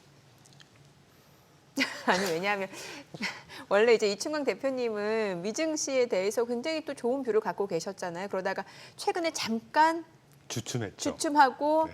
잠깐 외도를 하셨어요, 제 기억으로. 외도까지는 아닌데 굉장히 좀 조심했었다고 할까요? 조금 그때 표현들 약간 후달리더라고요, 사실 저도. 네, 근데 너무 지금 예측 불가성이고 이러니까. 네, 외도까지는 아니고 잠깐 휘갈렸다. 네. 아, 그 외도를 하면은 외도인가요? 아니 외도를 할 마음을 품으셨어요. 제가 알아요. 아, 매도라는 게 매도. 아니 외도. 외도. 금정론에서 잠깐 바람필 이제. 생각을 하셨어요. 네. 그러니까 매도를 하면 외도냐는 거죠. 아 매도를 하면 외도. 그거는 모르겠지만 매도를 할 생각을 했다는 게 외도를 할 생각을 했다는 거니까. 아, 예, 잠깐 하셨잖아요, 그죠? 살짝 흔들렸죠, 사실. 흔들렸는데 지금은 다시 돌아오신 거예요? 그때 말씀드렸지만 월요일 뵀었잖아요. 네네. 지난주 기점으로 저는 정점에, 그러니까 이 변동성의 정점에 왔다고 이미 말씀한 드린 적이 있고, 네. 뭐 조금 그 최근에 저도 이제 그러다 보니까 이 댓글을 가끔 봅니다. 네. 분위기가 너무 안 좋은데 계속 이렇게 좋은 얘기를 해도 되나? 댓글을 보면 마음이 약해지더라고요. 아, 네. 그런데 일단 저는 뭐 욕을 먹을 수도 있겠지만 저는 이제 조금 길게 뭐 멀리 갈 것도 없죠. 네. 지금으로부터 향후 한 1년, 2년 정도만 이렇게 넓게 보면 시야를 앞뒤쪽으로 넓게 보면 지금이 거의 바닥권이 아닌가 하는 생각이 듭니다. 그래요? 네. 트럼프 대통령의 말을 저는 믿으세요? 어떤 식으로든 그렇게 유화적인 제스처가 나올 거라고 예상을 한 적이 있었고요. 네. 뭐 이 자리에서도 제가 몇 번 말씀드렸었고, 네. 네, 그래서 거기에 뭐 크게 기대 이상의 뭐 정말 unexpected한 어떤 저한테는 굉장히 놀라운 뉴스는 아니었습니다. 아, 베센트 장관이 아예 지속 가능하지 않다. 이대로 가는 건 서로에게 지속 가능하지 않다라는 얘기가 굉장히 인상적이었습니다. 어저께. 그리고 이제 또 하나는 무역 합의 자체에 대해서 2, 3년이라는 표현을 쓰더라고요. 그러니까 아니 지금까지 90일 유예라고 그러고 막 이러더니 이제는 2, 3년 얘기하고 그러면은 이게 뭐 관세 얘기를 그냥 접은 거 아닌가라는 느낌까지 드는데 이게 어느 정도는 그러면 이제 관세 얘기는 무마가 된다라고 보시나요? 그렇게 생각은 전혀 하고 있지 아, 않고요. 예. 적당한 선에서 합의하는 방향으로 이제까지 제스처는 니네가 와, 나는 절대 움직이지 않을 거야 네네. 라고 했다면 저 역시도 그런 예상을 드린 바가 있지만 미국도 조금씩 이렇게 한 발짝 가는 것이죠. 4월 16일 날 블룸버그 통신 통해서 일본에서 중국에서 미국한테 메시지 줬지 않습니까? 네. 우리 지금 준비하고 있고 2,000강으로 바꿨고 담당자 아주 강경파에서 그래도 조금 오픈 마인드에 있는 2,000강으로 바꿨고 그러면서 내부 소식통에 의하면이라는 그 주석을 달고 3가지 메시지를 던졌단 말이죠. 야, 내가 너한테 가려면 그 아시아 사람들 체면도 중요하고 그런데 너무 그렇게 막 농노국가라는 펴가 발언 이런 것 좀 하지 마라. 내 면을 세워줘야 내가 가도 갈 거 아니냐. 거기에 대한 화답이 아닌가 하는 생각이 들어요. 이건 어차피 썰이긴 한데 네. 어제 트럼프의 오늘 새벽의 발언 그런 것들이 그러니까 중국에서 뭔가 이렇게 메시지를 보냈고 그에 대한 그래 좋아 나도 좀 움직일게. 결국은 그래서 중간선이 미국 쪽인지 뭐 중국 선 쪽일지는 모르겠지만 적당한 중간선에서 합의하는 그 시나리오를 이미 뭐 보고 있었고 그런 수준이 아닌가 하는 생각이 듭니다. 근데 예전에 우리나라 FTA 협정할 때 보면 종목 하나하나 가지고 맨날 데모하고 막 이러다가 연기되잖아요. 굉장히 길어지잖아요. 그런데 이제 어저께 같은 경우 베센트 장관이 얘기한 걸 보면 프레임워크를 합의한다. 합의할 프레임워크를 합의한다. 그 얘기는 결국은 디테일은 하나도 없을 거란 얘기잖아요. 뭐 해석하기 나름일 네. 것 같다는 생각을 하는데 제가 지금 보고 있는 작금의 이 관세의 어떤 스트럭처라고 할까요? 큰 구조는 뭐 자료는 따로 말씀 안 드리겠습니다. 그 4월 2일 날 그 판때기 갖고 나와서 정말 무지막지한 네. 관세를 때렸죠. 그 전까지 미국의 전 세계 평균, 그러니까 그 거래국들에 때리고 있었던 평균 실효 관세율이 2.2%였어요. 그걸 4월 1일까지 뭐 부분 관세 때리고 알루미늄 때리고 멕시코 때리고 이랬지 않습니까? 그렇게 해서 실효 관세 평균을 9%까지 끌어올렸다가 4월 2일 날 26%, 그러니까 레인지만 이렇게 발표하는 기관마다 틀리니까 25에서 한 30%까지. 지금 90일 관세 이후에 또 프레임워크를 위한 연장 이 얘기는 보편 관세 10%는 일단 그대로 두고 픽스로 가져가되 그 이상 15에서 20% 되는 이 보복 관세성으로 부과했던 상호 관세를 조정하겠다는 얘기입니다. 그러니까 결국은 이런 표현이 어떻게 들릴지 모르겠지만 저는 트럼프가 결국 위너가 될 거라는 생각을 하고 있어요. 트럼프가 위너. 저 위너가 될 거다. 친 트럼프 아닙니다. 왜냐하면 입각하기 전에 평균 보복 관세율 평균 실효 관세율 평균이 2.2%였던 걸 지금 베이스 케이스가 10%로 올라갔단 말이죠. 네. 그러면 관세 수입 확보하고 쇼잉오프하고 정치적으로 아시겠지만 이 관세라는 게 그 경제 논리 아닙니다. 이거 정치 논리입니다. 네. 정치적으로 결국은 트럼프가 원하는 대로 지금 네. 어제 말 조금 백기 들었다 이거는 우리끼리의 표현인 거고요. 전체 큰 그림을 보면 트럼프가 원했던 방향으로 일부 끌어온 거 아니겠습니까? 저는 그런 식의 시각을 갖고 있죠. 어찌됐든 이제 기존에 생각해 보면 엄청 고율의 관세를 이제 매길 거라고 생각했는데 그거보다 낮아지니까 상대적으로 이제 상대 교역국도 이제 합의를 할 수 있는 시점이고 그렇게 보면은 또 기존의 관세율만 놓고 봤을 때는 또 미국 입장에서는 어쨌건 또 올라가는 상황이고 그래서 위너다. 그렇죠. 어. 그래서 지난번에도 제가 몇 번 출연했을 때 그런 네. 표현 들었던 기억이 네. 나시는지 모르겠어요. 그 트럼프라는 분이 일기 때도 그랬고 네. 제가 그분 30대 때 했던 인터뷰 책자 적지 않게 봤거든요. 네. 항상 이분의 협상의 이 스타일이라는 것이 굉장히 사람 마음을 흔들어 놓습니다. 네. 막 정말 혼란을 가중을 시켜요. 그리고 이만큼 딱 요구하는 걸 갖다 했다가 사람이 정말 멘탈을 흔들어 놓거든요. 네. 그리고 선물 주듯이 나 요만큼만 할게. 지금 딱 그런 국면인 거죠. 제가 그런 표현 몇 번 들었던 기억이 나실 겁니다. 거기에 크게 벗어나지 않는 패스라고 저는 생각하고 있어요. 약간 그런 거 있잖아요. 왜 학교 다닐 때 맨날 지각하는 학생이 늘 지각하면 그냥 그런가 보다 하는데 어쩌다 일찍 오면은 굉장히 네. 그런 느낌인 거잖아요. 비슷한 느낌이죠, 지금. 아, 그렇군요. 그래서 결국은 미국 입장, 특히 정치인으로서의 이 문제를 정말 갖고 온 트럼프 입장에서 보면 아무것도 잃은 게 없죠. 그런 어차피 식이죠. 말만 했으니까. 그렇죠. 리얼 그리고 실제 실제는 그 보복 실효 관세 평균 10%까지 딱 일단 모든 국가나 이분 우리 앵커님들이나 저 역시도 그래 10%만 해도 다행이다. 그러니까 이런 예. 느낌인 거죠. 그렇죠. 세 자릿수에서 지금 두 자릿수로 내려간 것만으로 다행이다. 이런. 네. 그런 식의 맞아요. 시각을 갖고 있습니다. 예. 그러면 이제 파월 이 얘기도 좀 해봐야 되잖아요. 네.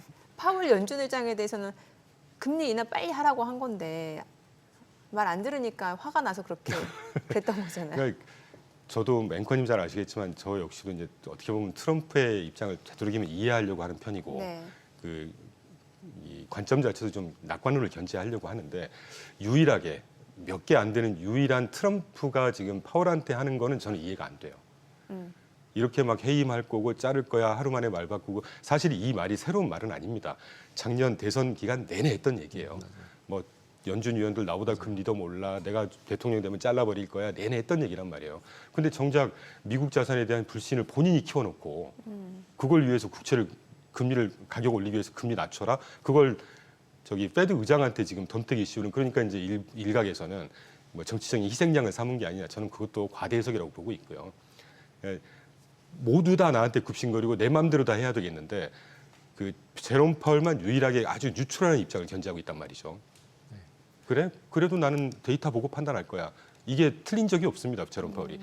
그 부분이 여담이지만 저는 높게 평가하고 있는 입장이고 지금까지도 변하지 않았습니다. 근데 보통 이제 저 파월 전 같은 경우는 보통 IB에 있던 분들이 올라와서 이제 페드 의장을 했잖아요. 그렇죠. 그러다 보니까 약간은 선제적으로 프리엠프티브라는 단어를 써가면서 대응도 해갖고. 예, 대응도 좀 하는데 근데 파월은 다른 파월은 나온 답만 가지고 계속 의사결정을 하니까 어떻게 보면 인플레이션도 딜레이고 그다음에 인하도 딜레이고 계속 딜레이가 될 수밖에 없잖아요. 근데 이제 좀 크게 보면 어제도 제가 뭐 방송에서 그런 표현 드렸지만 그 어떤 정책을 선제적으로 프리엠티블리하게 하느냐 사후적으로 대응하느냐는 역사가 판단을 하겠죠. 어떤 정책이 제대로 했는지를 물론 파월이 2021년도에 그때 뭐 제레미 시걸 교수님 이런 분들이 금리 물가 뜰 거니까 금리 미리 올려라 했는데 한번 실기를 하긴 네, 했습니다. 했죠.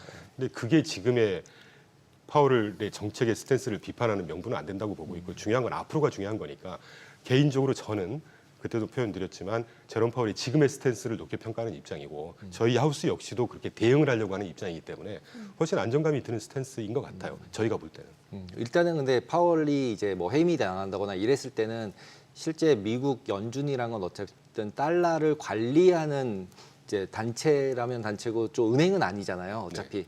근데 이제 파월을 이제 해고하거나 이랬을 경우에는 결국은 정치적으로 미국이 아니라 달러 자체에 대한 신뢰도를 진짜 흔들릴 수 있는 당연합니다. 일이기 때문에 당연합니다. 당연히 말씀하신 대로 이제 뭐 충분히 이해는 되는 상황입니다. 그리고 이제 실제 트럼프가 파월을 해임할 수도 없을 거라고 생각하고 있고 네네. 실익도 없고요.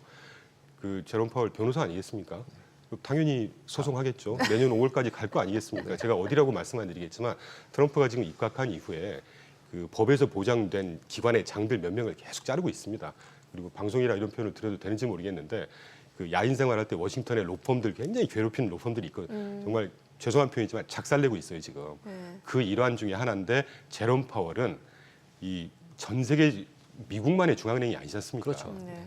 방금 앵커님 표현해 주신 대로 이 미국 자산 더 넓게는 그러니까 달러 자산 더 넓게는 미국 자산에 대한 신뢰도를 해쳐버릴 수 있는 시그널이기 때문에 저는 그렇게 무모한 뭐 정치적인 레토릭까지는 뭐 마음대로 구사하겠죠. 권력의 정점이 있으니까. 근데 실제로 그렇게 엑시큐션하고 저는 그럴 리가 없다고 생각하고 있습니다. 네. 그런데 연준 입장에서 결국에 지금 시장에서 예상하는 금리 인하 시점에 대해서 5월 아니면 6월 얘기를 하잖아요. 그런데 제롬 파월이 6월에 하나, 5월에 하나 한 달 차이잖아요. 뭐 앵커님 예. 말씀에 제가 반대 의견을 드리자는 게 아니고 네네. 저는 5월, 6월이 될지는 솔직히 모르겠어요. 아, 그래요? 네, 왜냐하면 금리를 내리고 조정한다고 하는 것은 그때까지에 나오는 실물 데이터를 보고 판단을 해야죠. 근데 불과 지난주까지 발표됐던 리테일 세일즈 굉장히 셌습니다. 물론 네. 관세 영향을 아직 안 받았기 때문에 5월 거부터 봐야죠. 중요한 건 5월과 6월 데이터를 보고 그레이터 컨피던스라는 표현 기억나시죠? 네네. 올 연초에 그레이터 컨피던스가 있을 때까지는 봐야 될 거야. 그런 스탠스가 변할까요? 저는 안 변해야 된다고 생각하고 있습니다. 근데 만약에 갑자기 지금 4월 달까지 나온 데이터는 이제 사재기 때문에 나온 데이터야라고 추정을 자꾸 하고 있잖아요. 근데 진짜로 그게 맞아서 5월 달 나오는 데이터들이 갑자기 나빠져요. 그러면은 금리 인하를 할 거 아니에요. 실제로 나빠졌을 네. 경우에. 그러면 그때 나빠진 다음에 금리 인하를 해도 결국은 침체는 와버렸잖아요.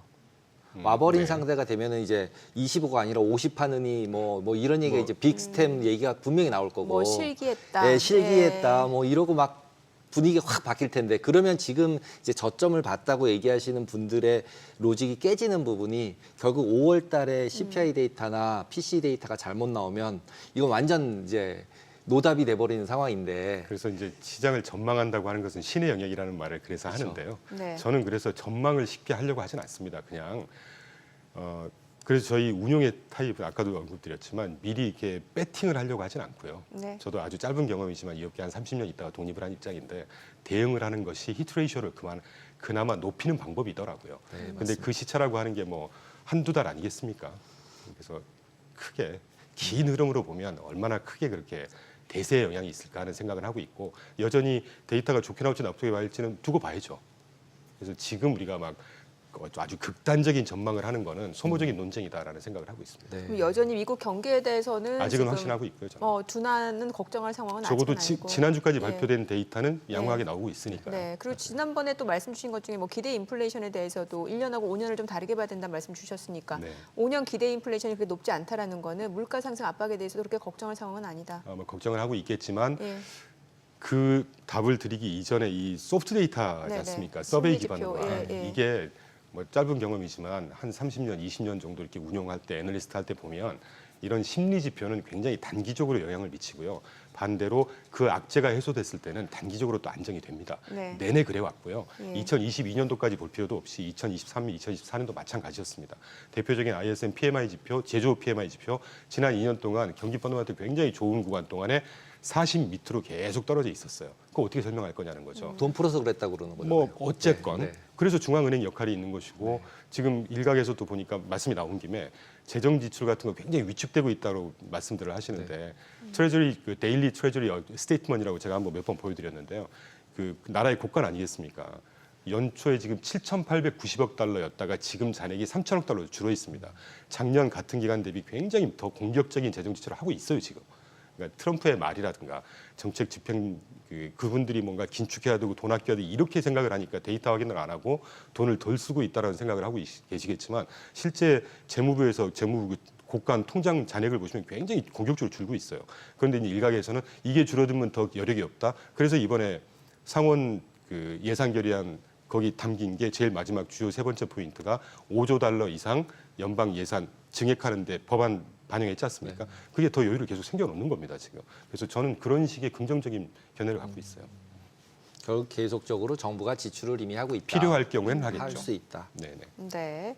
자, 그럼 이제 기업들 실적, 일단 테슬라 실적이 나왔는데 시장에서는 1분기 실적 어느 정도 안 좋을 거란 예상을 했는데 예상보다 더 안 좋았던 것 같아요. 그런데도 불구하고 주가는 올랐습니다. 아무래도 이제 일론 머스크가 돋지 말고 이제 테슬라에 좀 집중하겠다라고 한 거에 대해서 참여자들이 좀 기다렸던 소식이 아닐까 싶어요. 그렇게 해석할 수도 있을 것이고 그 정말 쇼크 수준의 실적이 나왔잖아요. 네네. 에도 불구하고 주가가 떴단 말이죠. 예. 그럼 이거 뭘로 설명할 거냐? 첫 번째 방금 말씀해 주신 그렇게 해서 해석할 수 있는 것이고 시장의 투심이 아직 살아있다고 얘기를 해야죠. 생각을 할 수밖에 없지 않겠습니까? 그러니까 올라가고 싶어 하는 거예요. 그렇죠. 굉장히 응집돼 있다는 게 느껴집니다 지금. 사실 이런 영역은 썰이고 다 전망이고 그런 건데 저는 웬만하면 썰 같은 거를 말씀드리기 좀 그러는데 네. 뭐 어제 같은 장은 실적 쇼크에도 불구하고 이렇게 떴다는 얘기는 시장 자체가 지금 거의 바닥권이다. 그래서 저도 뭐 지난주 이후도 그랬지만 어제도 그렇고 조금 내가 세게 말씀을 드려야 되겠다. 욕을 먹더라도 욕을 먹다. 네, 그런 다짐의 계기가 됐습니다, 사실. 어. 근데 하나 애드업 드리자면 네. 저는 개인적으로 지난 2, 3년 동안 테슬라 주식에 대해서는 그렇게 긍정적인 뷰를 안 갖고 있었습니다. 지금도 마찬가지고요. 그래요? 네. 비싸서요? 뭐 비싸고 싼지는 아무도 모르죠. 네네. 저희는 기술적으로 이게 비싸다 싸다 특히 저희 하우스는 밸류에이션 갖고 의사 판단 안 하거든요. 그럼 주로 어떤 걸로 판단을 하시나요? 뭐 아주 단순한 잘 아시겠지만 주가의 장기적인 흐름에 결정적인 영향을 미치는 건 매출액 성장입니다. 회사가 성장해야 되니까 단기적으로는 이익 성장률이거든요. 네. 9페이지를 한번 꼭 좀 띄워주십시오. 이거는 제가 차트를 좀 보여드려야 될 것 같아요. 작년 연말에 배트맨이라고 돼 있는 차트일 텐데 작년 연말에 이제 엔비디아 등 M7들이 주가가 막 흔들리면서 이게 추이가 굉장히 궁금한 그게 많았었죠 시장에. 그래서 2023년 2, 4분기 때부터 분기별 EPS 성장률 그래프를 제가 브로드컴 포함해서 배트맨이라고 불렀었지 않습니까? 네네. 네, 맞아요. 지금 보시는 차트가 이걸 제가 한번 그려본 겁니다. 네. 근데 확신이 드는 거죠. 대부분의 브로드컴만 빼고 나머지 M7의 종목들의 대부분 추이를 보시면 가장 오른쪽이 2023년 2, 4분기 때 EPS 성장률부터 최근까지 지난 24년도 4분기까지의 EPS 성장률이거든요. 하나같이 쭉 우하향하고 있는 추세가 보이지 않습니까? 그렇죠. 분기별로 EPS 성장, 이익 성장 추세가 계속 감속을 하고 있다는 얘기입니다.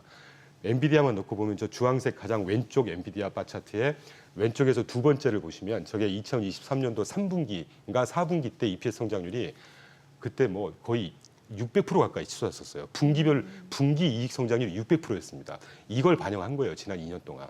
그런데 저게 쭉 떨어지더니 지난 4분기에 82%가까지 쭉 떨어지고 있어요. 물론 그것도 절대적으로 높은 수준이긴 합니다. 네. 다만 이제까지 올랐던 폭발적으로 올랐던 주가를 설명할 수는 없죠. 그래서 제가 작년 말부터 이 관세를 떠나서 M7에 대한 밀집돼 있는 포트폴리오는 조금 집중돼 있는 걸 이제 분산을 해야 된다, 배분을 해야 된다는 말씀을 지금까지 계속 드리고 있죠. 그 일환으로 테슬라도 보시면 거의 유일하게 테슬라가 지난 1, 4분기 빼고 나머지 지난 2년 내내 EPS 성장률이 마이너스였어요. 저런 상태에서 주가가 400불까지 가고 이건 저는 납득이 안 되더라고요. 매출액도 이번에도 매출액이 꺾였지만 이 매출액 꺾인 추세가 이번부터 꺾인 게 아닙니다. 몇 분기 계속 꺾인 거예요. 그러면 저희처럼 단순하게 펀더멘털을 보는 사람들은 테슬라 주가에 대해서 긍정적으로 볼 수가 없는 상황이었던 것이죠. 테슬라는 그래서 어차피 뭐 옵티머스, 뭐 FSD, 그다음에 뭐 ESS, 뭐 모든 걸 다 하고 있잖아요. 그러니까 꿈과 희망으로 사는 주식, 이제 펀더멘탈로 사는 주식이 아니다 그래서 보니까. 혹자들은 이제 테슬라에 투자하는 건 미래에 투자하는 거다 이렇게. 그렇죠. 저는 확대 해석이라고 보고 있고요. 과대 해석이라고 보고 있습니다. 욕을 먹을 수도 있겠습니다. 그런데 저희의 투자 견해는 그렇습니다. 그리고 로봇, 뭐 심지어는 무슨 화성 얘기까지 하고 뭐 인공위성 얘기한 테슬라 자동차주 아닙니까? 자동차주가 아니라는 거죠. 자동차주면 이 밸류에이션을 설득할 수가 없으니까. 테크주냐 자동차주냐 저는 아직 반반이라고 봐요. 그럼 살 수가 없네요. 확실히 테슬라에 대해서는 의견이 좀 분분할 수밖에 네, 없네요. 왜냐하면은 그 성장주, 테크주로 보는 쪽은 이제 단순히 전기차 회사가 아니라 뭐 FSD 자율주행 여기에다가 휴머노이드 로봇까지 또 ESS까지 여러 가지 성장 쪽으로 보는 그런 투자자분들도 꽤 있는데 지금 이제 대표님 같은 경우는 그냥 전기차 회사다. 근데 지금 제가 처음 뵀는데 저는 조금 보수적으로 네. 본다고 보수적이라는 표현해 것도 주시면 거지만 이제 애널리스트하고 그러셔서 그런지 일단은 파월처럼 네네. 정확하게 숫자로 나온 걸 데이터. 가지고 네. 판단하겠다. 바로 어차피 봐주시면 그냥 딱 봤을 때 테슬라는 계속 실적 내려가고 있는데 계속 저 밸류를 줄 수는 없는 거죠. 네. 예. 데이터 그러니까 기반으로. 뭐 네. 제가 뭐 굉장히 깊은 뭐 그냥 날리지 베이스를 갖고 있어 그런 게 아니고요. 네네. 그냥 저희 심플하게 펀더멘털 수치를 네. 기반으로 했을 때 그런데 제가 짧은 검이란 표를 지금 세 번째 쓰고 있는데 이렇게 판단해서 그렇게 틀린 확률이 이렇게 높진 않더라고요. 테슬라 지금까지 얼마 많이 올랐는데요. 많이 이제 수익을 많이 낸 분들의 입장에서는 어떻게 보면 테슬라나 엔비디아는 수익을 낸 분들, 물론 장기 투자하신 분들은 별로 없는 것 같아요. 저도 뭐 별로 없지만, 근데 이제 보통 수익을 오랫동안 가지고 있어서 보신 분들은 정말 어마어마한 수익률을 가지고 있잖아요. 네. 그러니까 이걸 이제 뭐라고 이제 신격화된 거죠. 예. 그걸 펀더멘탈로 얘기하기는 되게 어렵더라고요. 그렇죠. 그런 네. 분들이랑 그런 얘기할 때는. 분들께는 이제 저희 같은 짧은 식견 갖고는 선택이 안 되시겠죠. 인사이트가 있어야 되는 거죠. 이제 멀리 볼 수 있는 인사이트. 여기에서도 뭔가 네. 투자 성향에 따라서 네. 이제 투자 대상이 또 달라지겠네요. 네. 예. 자, 그러면은 이제 빅테크 관련주 전반적으로 좀 여쭤볼게요. 네. 지금 사실 트럼프 2기 행정부 집권한 이후에 지금 관세 정책 이후에 M7 매그니피센트 7 지금 시가총액이 엄청나게 많이 증가를 했어요. 이제 그 단계를 좀 넘어서서 어느 정도 좀 주가가 다시 한번 조금 상승 기류를 좀 탈 수 있는 모멘텀이 있다라고 보세요. 분명히 있겠죠. 어. 왜냐하면 너무 싸졌지 않습니까? 아, 싸졌다. 예, 그리고 방금 보셨던 차트, 예. 그 다음 차트일 텐데 네. 제가 주가 시가총액 밸류에이션 지표죠. 퍼, 네. ROE 이런 것들을 쭉 적어왔습니다. 그로스 마진까지 쭉 적어왔는데 다른 것도 다른 거지만 퍼가 지금 애플부터 쭉 보시면 엔비디아만 대표적으로 보시죠. 엔비디아가 한 두세 달 전만에 서너 달 전만에도 엔비디아의 퍼가 거의 54배, 55배까지 갔었습니다. 이렇게 이익을 아직도 많이 내고 있는 추세가 감소는 하고 있지만 이런 주가가 지금 주식이 33배 정도로 떨어져 있다는 얘기는 뭐 단기적으로 되팀의 여력은 충분히 저는 있다고 보고 에도 불구하고 그로스 마진을 한번 보시자는 거죠. 이 그로스 마진이라는 게 총 비용 대비 얼마나 남기느냐는 거지 않습니까? 제품을 만들어서 이익을 이게 무려 75%입니다. 그러니까 단기적으로는 이게 충분히 올라갈 수 있는 모멘텀이 있다라고 보는 거죠. 다만 뭐 자꾸 테슬라 말씀을 드려서 죄송한데 밑에서 두 번째 테슬라를 보시면 퍼가 106배입니다 지금. 지금 약간 오렌지색으로 돼 있는 네. 건가요? 예. 테슬라가 그 퍼 밑에서 세 번째 열을 보시면 네. 행을 보시면 테슬라가 여전히 퍼가 106배고 그로스 마진이 불과 18%밖에 안 돼요. 네네. 그러니까 이런 걸 보고 저희 입장은 그래도 조금 보수적인 견지가 필요하다라고 생각이 들 수밖에 없는 것이죠. 45%가 빠졌는데요. 네. 지금 200이었다가 지금 표가 106이 됐는데 그런데 퍼가 여전히 100배가 넘습니다. 어려운. 그런 생각하고 있죠. 근데 재밌는 게 저는 오늘 뭐 브로드컴을 홍보하러 올 자리는 아니지만 방금 앞선 그래프 그 EPS 성장률 추이를 보시면 낮은 수준이긴 하지만 유일하게 배트맨 중에 한 2년 동안 계속해서 EPS 성장률이 분기별로 성장하고 있는 주식이 브로드컴이에요. 뭐 이런 것들은 좀 시사하는 바가 있지 않을까 하는 생각을 하고 있습니다. 그렇네요. 여기 그리고- 사실 대본에는 없는데 저 팔란티어 좀 여쭤봐도 돼요? 아, 왜냐면은 이제 우리 그 뉴욕 증시 그 투자하시는 분들 가장 많이 갖고 있는 종목 중에 하나가 뭐 테슬라, 팔란티어 테크 이런 종목이잖아요. 팔란티어 테크는 어떻게 보세요? 이것도 AI 또 국방 AI 뭐 정부 쪽 그 수주뿐만 아니라 민간 쪽 지금 수요도 엄청나게 확대되다 보니까 이게 앞으로 성장성 측면에서는 아직 주가 저평가다라는 분석이 꽤 저는 있거든요. 무궁무진하다라는 무궁무진하다. 생각을 하고 있고 다만 예. 변동성은 워낙 심한 종목이기 때문에 네. 근데 조금 정치적으로 해석해 보자면 이 트럼프가 어떻게든 이 커머스 쪽에 네. 그러니까 그 메인 스트리트 쪽을 뭔가 리빌드업 하자는 거지 네네. 않습니까? 그 안에 좀 디테일하게 들어가 보면 이게 자동화부터 시작해서 여러 가지가 이슈가 엮여 있는데 네. 그거의 브레인 역할을 청사진을 그리고 있었던 회사가 팔란티어입니다, 사실은.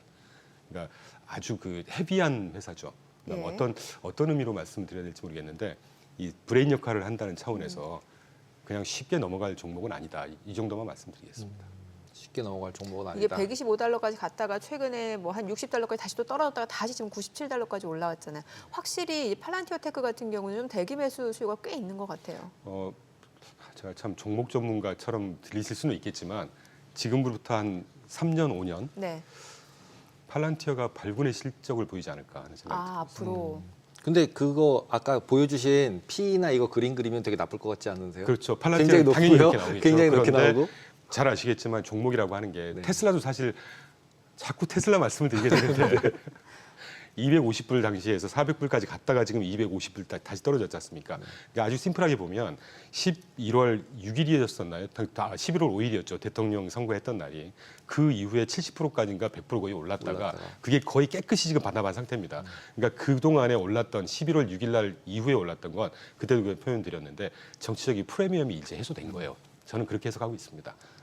그러면 제가 하나 이제 여쭤보고 싶은 것들 중에 하나는 테슬라를 잘 보시는지는 잘 모르겠지만 예를 들면 지금 머스크가 저기 들어갔으면 뭘 얻으려고 들어갔을 거 아니에요. 네. 테슬라가 뭐 얻을 게 있으니까 들어가지 미국을 구하려고 들어갔을 것 같지 않아요. 머스크는. 당연히 그 생각을 네, 저도 그러면- 했었고요. 네, 그래서 올라간 거잖아요. 근데 얻어서 나올 게 하나도 없어가지고 이렇게 된 거 같은데 머스크가 뭐를 트럼프한테 하나라도 받으면 뭐라도 좀 이렇게 확 다시 상승을 할 수 있는 모멘텀이 될 수 있을 것 같으세요. 솔직히 말씀드리면 지금 없다. 현재까지는 그건 딱히 안 없다. 보이긴 합니다. 이제까지 주가 올랐던 거를 저는 그렇게 안 해석했었거든요. 나겠다. 욕을 먹고 다 좋은데 그동안에 개인 돈 막 뿌려대면서 선거 후원하고 했었는데 그거 뭐 한 돈 1,000억 썼나요? 한 2,000억 썼을 겁니다. 주가로 얻은 게 수백조였지 않습니까? 그쵸. 근데 이게 이제 거의 반납이 됐는데 뭐 이제 그렇게 해석을 해서 지금 당장은 저한테는 뭐 제가 사실 종목 전문가는 아닙니다만 네, 네.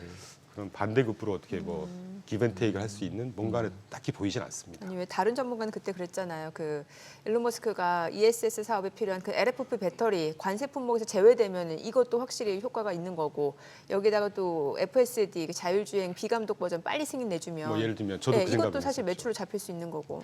근데 트럼프가 저 머스크 같은 천재가 네. 그 정도 가지고 만족을 할까? 뭐 뭐 두고 봐야 되는 문제죠. 아니면은 저는 그래서 아까 어저께 들었던 생각, 실적이 이렇게 안 나왔는데도 올라. 그러고서는 내가 잘못한 게 아니라 내가 도지해서 그래 미안해. 내가 도로 갈게. 그러고서 올리는 것 같은 느낌이 들더라고요. 근데 그래서 사실은 그렇다고 해서 주가가 오르는 것도 좀 이해가 안 정상적이진 되잖아요. 않지만 예. 그래서 저는 그쪽으로 해석을 하고 있지는 않고요. 예. 그래서 실적, 펀더멘털 뭐 그게 결국 중요한 문제 아닌가 하는 생각이 듭니다. 네. 마지막으로 금은 어떻게 보세요? 이 금 3,500원. 정말 어렵습니다. 네, 금 지금 4,000달러 얘기까지 나오는데요. 저는 4,000달러까지 갈 수는 없다고 보고 있고요. 그래요. 저도 사실은 금 골드바라고 하죠. 네. 사업 시작하기 전에 한 3개 갖고 있다가 골드바 사업하느라고 3개. 팔았는데 너무 일찍 팔았죠. 근데 그동안에 금이 올랐던 거는 연초 이후에 올랐던 건 사실 안전자산 내지는 미국 달러 자산, 뭐 주식, 네. 채권들이 던져지면서 그에 대한 반대급부로 올라갔던 게 맞는 것 같습니다. 근데 금이 올라가기 시작한 건 지난 2년 전부터 계속 오르고 있었거든요. 그래서 제가 연초 어느 인터뷰에서 그런 말씀 드렸던 것 같은데 그때 제가 해석했던 당시의 그 내용은 이게 이제 중국과 미국이 어떻게 보면 이 패권 싸움이 2017년도부터 시작했지 않습니까? 네. 그러면 은행 아주 단순하게 중국 은행 중앙은행의 입장에서 볼 때 외환 보유를 갖고 있을 때 현재 지금 전 세계 18조 정도의 외환 보유고 중에 평균 55% 정도를 US 달러 자산을 갖고 있다고 하거든요. 그럼 중국 입장에서는 미국의 힘을 빼거나 패권 싸움에 어떤 대항하기 위해서는 결국 달러 자산, 미국 채권 이제 이런 식으로 해석을 하고 있는데 일부 있겠죠. 그러면 그 대신 뭘로 내가 가치를 저장할 거냐? 금밖에 없지 않겠습니까? 그리고 거기에 대항해서 또 미국에서도 올 연초 들어서 금을 어마어마하게 수입을 했고, 그러니까 GDP 나오가 보면 지금 현재 1사분기 예상 GDP 성장률이 마이너스 2.2%인데 금 수입을 빼면 마이너스 0.2%. 네. 시장에서 컨센서스가 지금 0.5%. 그러니까 그런 것만 보면 이게 결국은 패권 싸움의 일환으로. 패권 싸움이라는 건 모든 걸 다 포함하고 있지 않습니까? 통화 부분 다 포함할 텐데 네. 그런 일환이 아니었나 지난 2년 동안의 상승은. 근데 분명히 그게 유지되면서 올해 들어서 애드업된 거는 이제 관세 때문에 불안해지고 하니까 채권 던지고 주식 그 미국 국채 던지고 이러면서 이제 반대급부로 수요가 조금 더 애드업이 된 게 아닌가 그 정도 해석을 하고 있습니다. 그래서 짧게 하나만 여쭤볼게요. 네네. 엔비디아를 여쭤봐야 될 것 같아요. 엔비디아. 왜냐면 앞서 브로드컴 좋게 보신다고 하셨으니까. 엔비디아는 어때요? 지금 뭐 화웨이에서 중국의 그 반도체 AI 칩 되겠다고 하니까 엔비디아 직격탄 있는 거 아니냐 얘기 나오고 굉장히 있고. 좋은 질문이시고요. 예. 아까 제가 그 말씀 드리려다가 다른 얘기하다가 까먹었는데 예. 저는 아직도 기술적으로 반등은 있을 거예요. 워낙 많이 싸져 있었으니까. 뭐 이를테면 정답은 없겠지만 엔비디아가 어디까지가 정점일 거냐. 네. 뭐 이전 고점 보면 130불, 140불 되겠죠. 150까지 갔었죠. 뭐 예. 적어도 그냥 썰입니다 이건. 예. 120불 정도까지는 충분히 올라갈 수 있는 여지가 있지 않겠습니까? 근데 이 관세가 어떤 식으로든 타결이 되더라도 아까 설명드린 대로 네. 2.2에서 기본 10%까지 부과된단 말이에요. 저는 그거 포기 안 할 것 같아요, 트럼프가. 왜냐하면 재정 수입, 관세 수입 충당해야 되고 어쨌건 이번에 예산 결의안 통과되고 법안이 되면 이게 이제 쓸 돈은 있는데 뭐 이런 표현 앞까지가 날 테니까 그걸 채워야 될 거 아니겠습니까? 그러면 그 관세가 한 4배 정도 높아지는 건데 거기에 수입 관세라든가 이런 것들이 다 이 엔비디아만 해도 해외 수입하는 이게 제품 구성의 비중이 거의 한 70~80% 된다고 그러거든요. 그게 분명히 어떤 식으로든 훼손이 있겠죠. 네, 그런 영향을 보면 이게 뭐 140% 올라가고 우리가 작년 말까지만 해도 막 엔비디아가 제왕으로 군림하고 이런 분위기는 그래서 사실 작년 말부터 이제 M7에 네. 집중돼 있는 포트폴리오는 이제 벗어나야 된다는 말씀을 지금도 드리고 있고 당분간도 그런 말씀을 드릴 생각입니다. 알겠습니다. 오늘 내용 잘 들었습니다. 네. 고맙습니다. 감사합니다.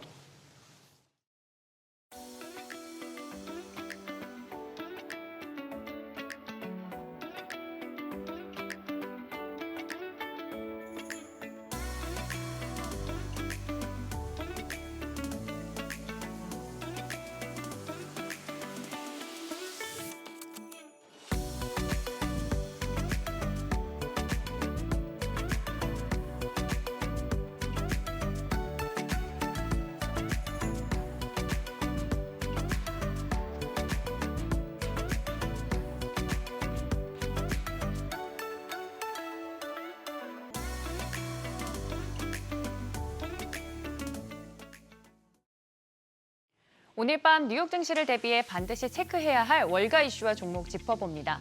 앞서서도 자세하게 말씀해 주셨는데 실적 발표한 테슬라 다시 한번 짚어보겠습니다. 결과는 시장 기대를 크게 밑돌았습니다. 테슬라의 1분기 총 매출은 193억 3,500만 달러로 전년 동기 대비해선 9% 감소했습니다. 주당 순이익도 0.27달러로 작년보다 40% 줄어 시장 전망을 모두 밑돌았는데요. 영업이익률 역시 2.1%로 크게 떨어졌습니다.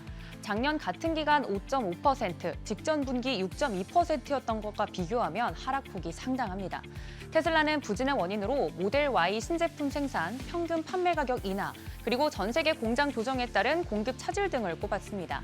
향후 전망과 관련해서는 급변하는 무역 전쟁이 글로벌 공급망과 비용 구조에 부담을 주고 있고 이런 변화하는 정치적 분위기 또한 단기 수요에 의미 있는 영향을 미칠 수 있다라고 밝혔습니다. 그러면서도 AI 기술력을 바탕으로 자율주행 로봇 사업을 확대하겠다는 계획도 함께 내놨는데요. 시장의 우려와 비판을 의식한 걸까요? 실적 발표 이후 어닝콜에서 일론 머스크 CEO는 앞으로 정부 효율부에 할애하는 시간을 크게 줄이고 테슬라에 훨씬 더 많은 시간을 할애할 것이라고 밝히기도 했습니다.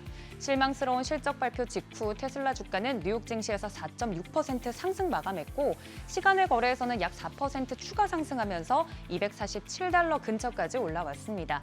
국내 2차 전지주들이 오늘 상승했던 배경이 되어주기도 했습니다. 이어서 가상자산 시장 이슈 살펴봅니다. 비트코인이 한 달 반 만에 다시 9만 달러를 돌파했다는 소식인데요. 코인베이스에서 비트코인은 9만 700달러 선에서 거래됐고 장중에는 9만 1,500달러까지 올랐습니다.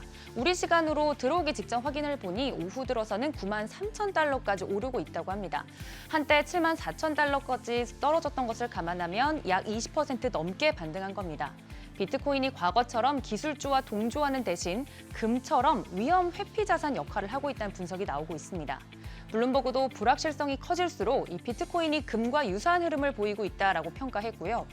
최근 3년 만에 최저치까지 떨어진 달러 약세도 비트코인 가격 상승을 부추긴 요인으로 꼽히고 있습니다.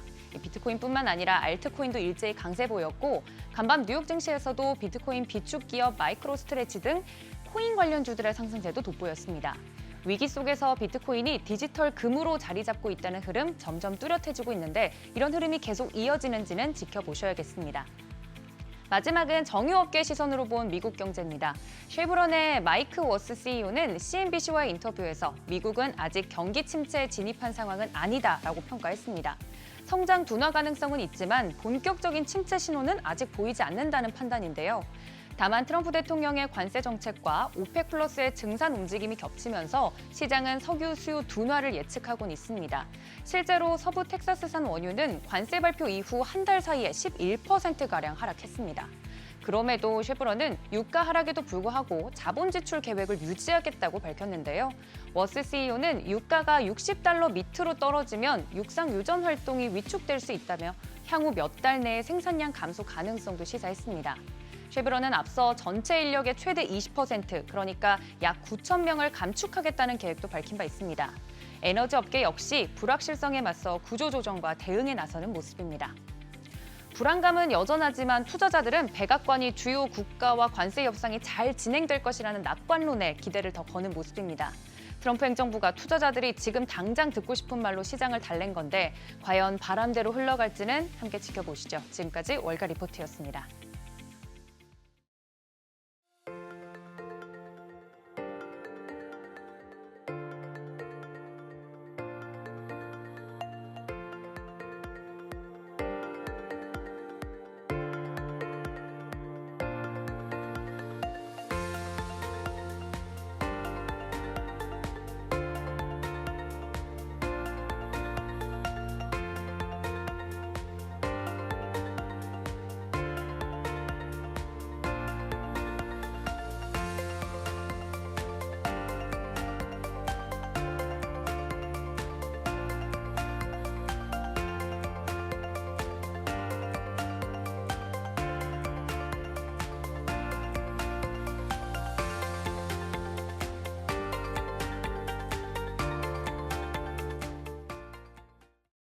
트럼프 대통령이 미국 조선업 부활을 꿈꾸면서 우리나라에 러브콜을 보냈습니다. 여기에 슈퍼사이클까지 맞이하면서 조선업계에 봄바람이 불고 있는데요.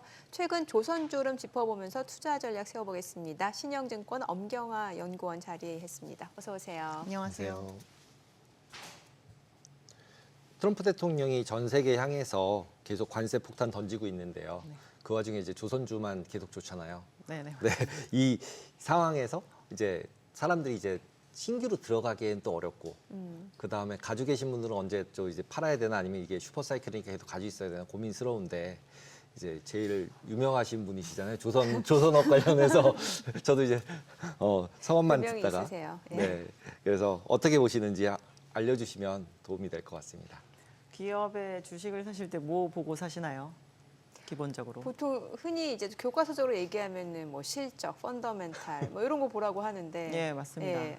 조선업체들의 실적, 펀더멘탈이 올해부터 굉장히 눈에 띄게 좋아질 예정이고요. 네. 저희는 장기 수주 산업이라고 보통 얘기를 하는데 네. 그 수주가 장기적으로 나타나는 이유 중에 하나가 수주를 받자마자 배를 만들지 않고 2, 3년 이후에 저희가 매출로 드러나게 되거든요. 네. 그래서 지금 저희가 매출로 인식하고 있는 선박들은 2022년과 23년에 주로 수주한 선박들에 해당이 됩니다. 네. 그리고 그 뒤로 지금 24년 끝날 때까지 그리고 최근에 25년까지도 수주를 잘 하고 있는 상황이기 때문에 실적의 개선 기간이 앞으로 27년 정도까지도 저희가 개런티를 할 수가 있고 이번에 사이클에서 저희가 배를 이렇게까지 많은 선주들이 많이 필요로 하게 된 계기가 친환경 선박으로 전환을 하기 위한 수요였기 때문에 과거처럼 단순히 작년보다 올해 배가 많이 필요해서가 원인이 아니라 지금 현재 전 세계에서 돌아다니고 있는 배들이 친환경 선박으로 전체적으로 전환이 되기 위한 부분이기 때문에 저희가 사이클이 좋다라고 표현을 하는 것이고 앞으로 저희가 나올 실적에 대해서 뭐 올해까지는 잘 나오는데 내년은 모르겠습니다. 이 얘기를 굳이 드리지 않는 상황이기 때문에 네. 주가의 향방에 대해서도 조금 편안하게 말씀드릴 수 있는 상황인 것 같습니다. 그러면 27년까지가 이제 확정이 거의 다 돼 있는 거고 그 네네. 이후가는 지금 이제 관세 때문에 오히려 군함 뭐 이런 게 더 들어와서 더 좋아진다 이렇게 보면 더 사이클이 계속 더 간다 이렇게 봐야 되는 거고 옛날에 현대중공업 같은 거 되게 좋다 그래가지고 샀다가 네네. 완전히 지금은 막 여러 개로 흩어졌지만 그래서 와 조선업 이거 장난 아니다 빠질 땐 정말 많이 빠지는구나 이게 장치 산업이니까 한번 무너지면은 이게 그러니까 직원도 너무 많고 이게 인프라가 너무 크잖아요. 언젠지 알아요, 그 시기.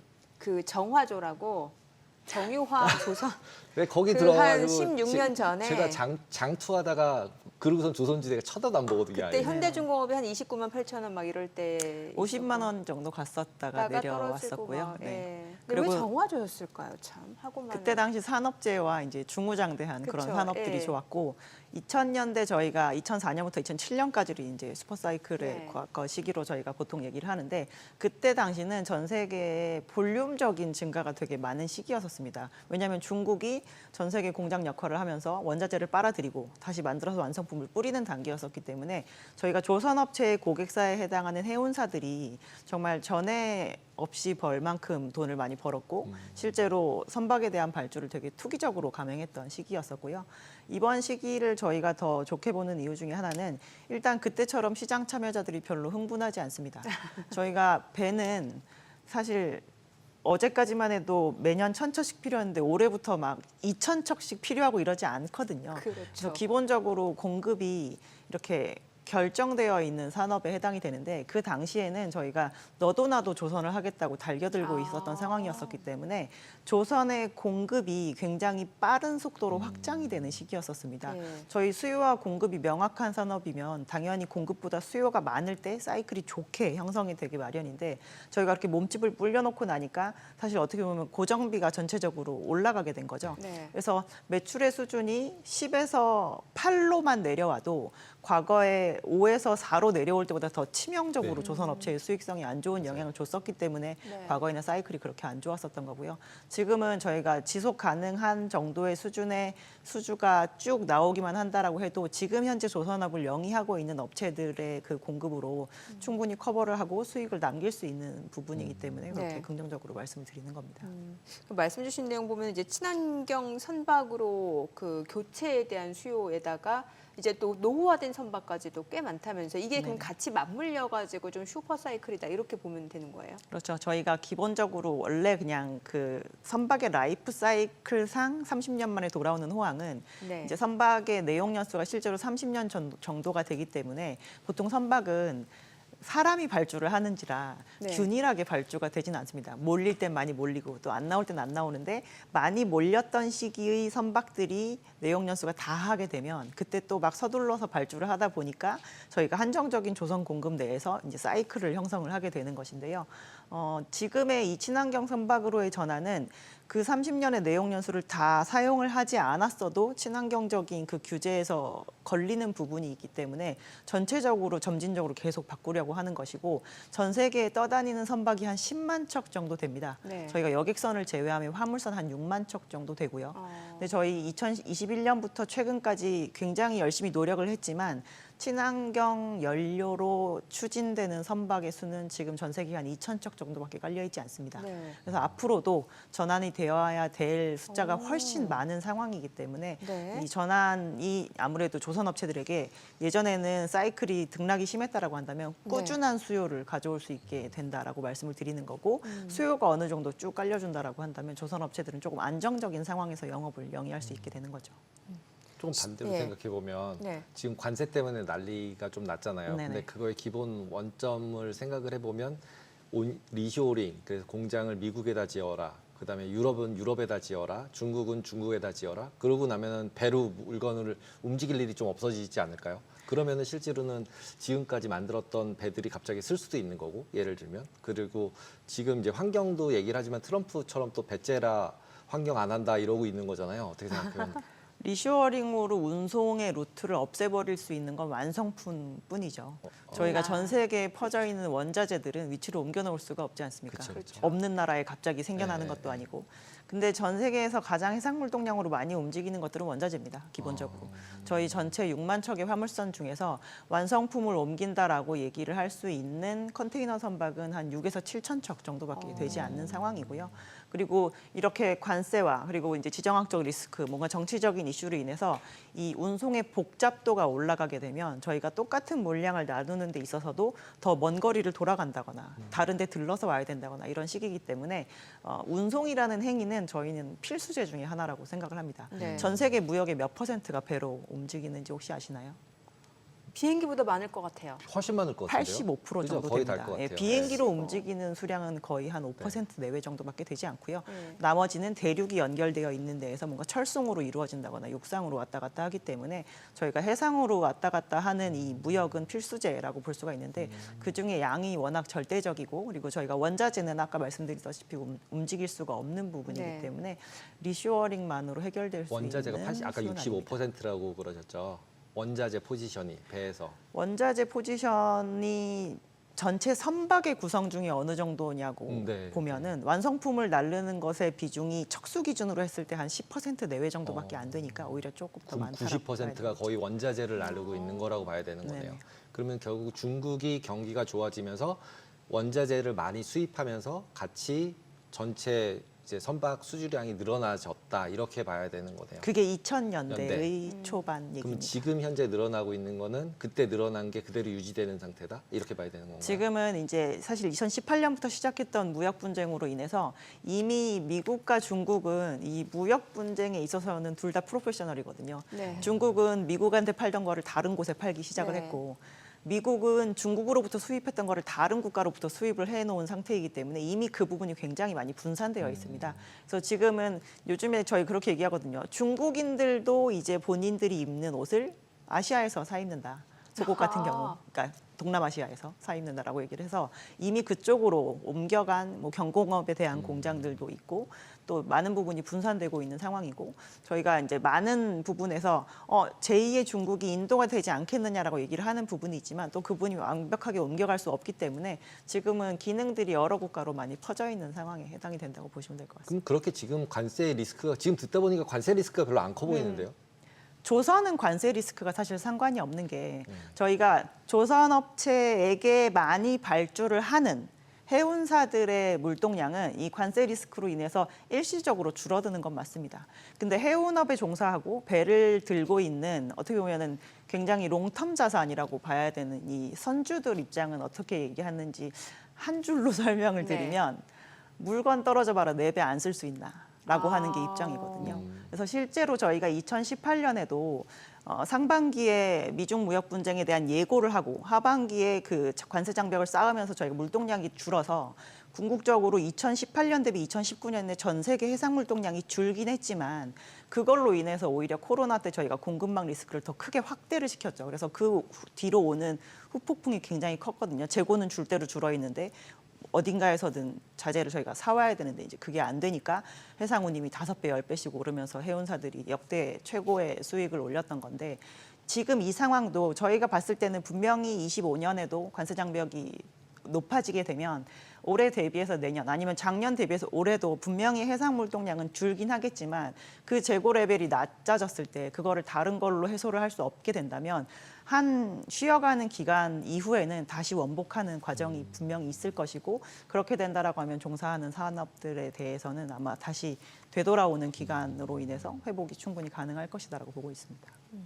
지금 주요 조선사들 실적 발표 있죠. 이미 한화엔진은 발표를 했고 네네. 이제 내일 보니까 HD 현대그룹 그리고 삼성중업 그리고 28일 또 한화오션 실적 발표 예정인데 지금 어떤가요? 실적 전망이라든지 이미 발표한 기업은 어떤지도 좀 알려주세요. 저희가 작년에 조선업체들의 실적이 1분기부터 4분기로 갈수록 이익률이 점점 높아졌었거든요. 이익률이. 그래서 대체적으로 24년 1분기에 조선업체들의 영업이익률이 낮은 한 자릿수 정도 네. 수준이었습니다. 네. 그리고 작년에 4분기에 클로징을 할 때 HD 현대사모가 10%, 그리고 현대중공업이 7%, 그리고 삼성과 한화가 5%, 현대미포가 3.3%로 클로징을 했는데요. 네. 그 뒤로 작년 4분기 대비 올해 지금 1분기에 만들고 있는 배들의 단가도 계속 올라가고 있는 상황이기 때문에 전 분기 대비해서 조금만 올라간다라고 해도 작년 1분기와 비교했을 때 지금 이익 수준이 2배, 3배 정도 수준으로 올라와 있는 상황입니다. 그래서 올해 1분기 실적 시즌 같은 경우는 이제 전년 저희 보통 같은 기로 해서 많이 비교를 하게 되기 때문에 200%, 300% 늘어난 아마 실적을 확인하실 수 있을 거라고 예상할 수 있습니다. 최근에 이제 알래스카 얘기 계속 나오면서 LNG선 얘기가 나오고 있잖아요. 그러면은 기본적으로 그 부분에 대해서 사업성이 좋다 나쁘다 그다음에 거의 플러스에서 쇠빙선 뭐 이 얼음 깨고 지나오는 배까지 얘기를 하는데 그게 우리밖에 못 만든다 막 이러는 이제 유튜브도 많이 올라오는데 진짜로 우리밖에 못 만드나요? 미국에서 나왔던 처음에 나왔었던 얘기상으로 미국에서 필요로 하는 일반적인 상선도 동맹국에서 건조할 수 있게 하고 네. 쇠빙선 같은 경우는 나토 가입국에서 만들어서 오는 게 좀 빠르게 가져올 수 있는 길이다라고 얘기가 되어 있었습니다. 그래서 그쪽에서 나오는 쇠빙선의 원래 1차 타겟은 한국은 아니었었고요. 근데 우리나라가 뭐 예전에 러시아의 사할린 프로젝트나 이런 것들을 다 참여를 하면서 실제로 국내 조선 업체들은 쇠빙 LNG선이나 쇠빙 원유선을 건조해 본 경험이 다 있는 상황이고요.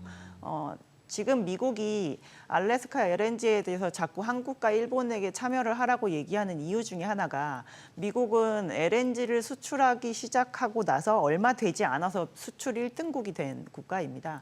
근데 전 세계에서 LNG를 가장 많이 수입해서 쓰는 국가는 중국이거든요. 네. 아시아 지역이기도 하고.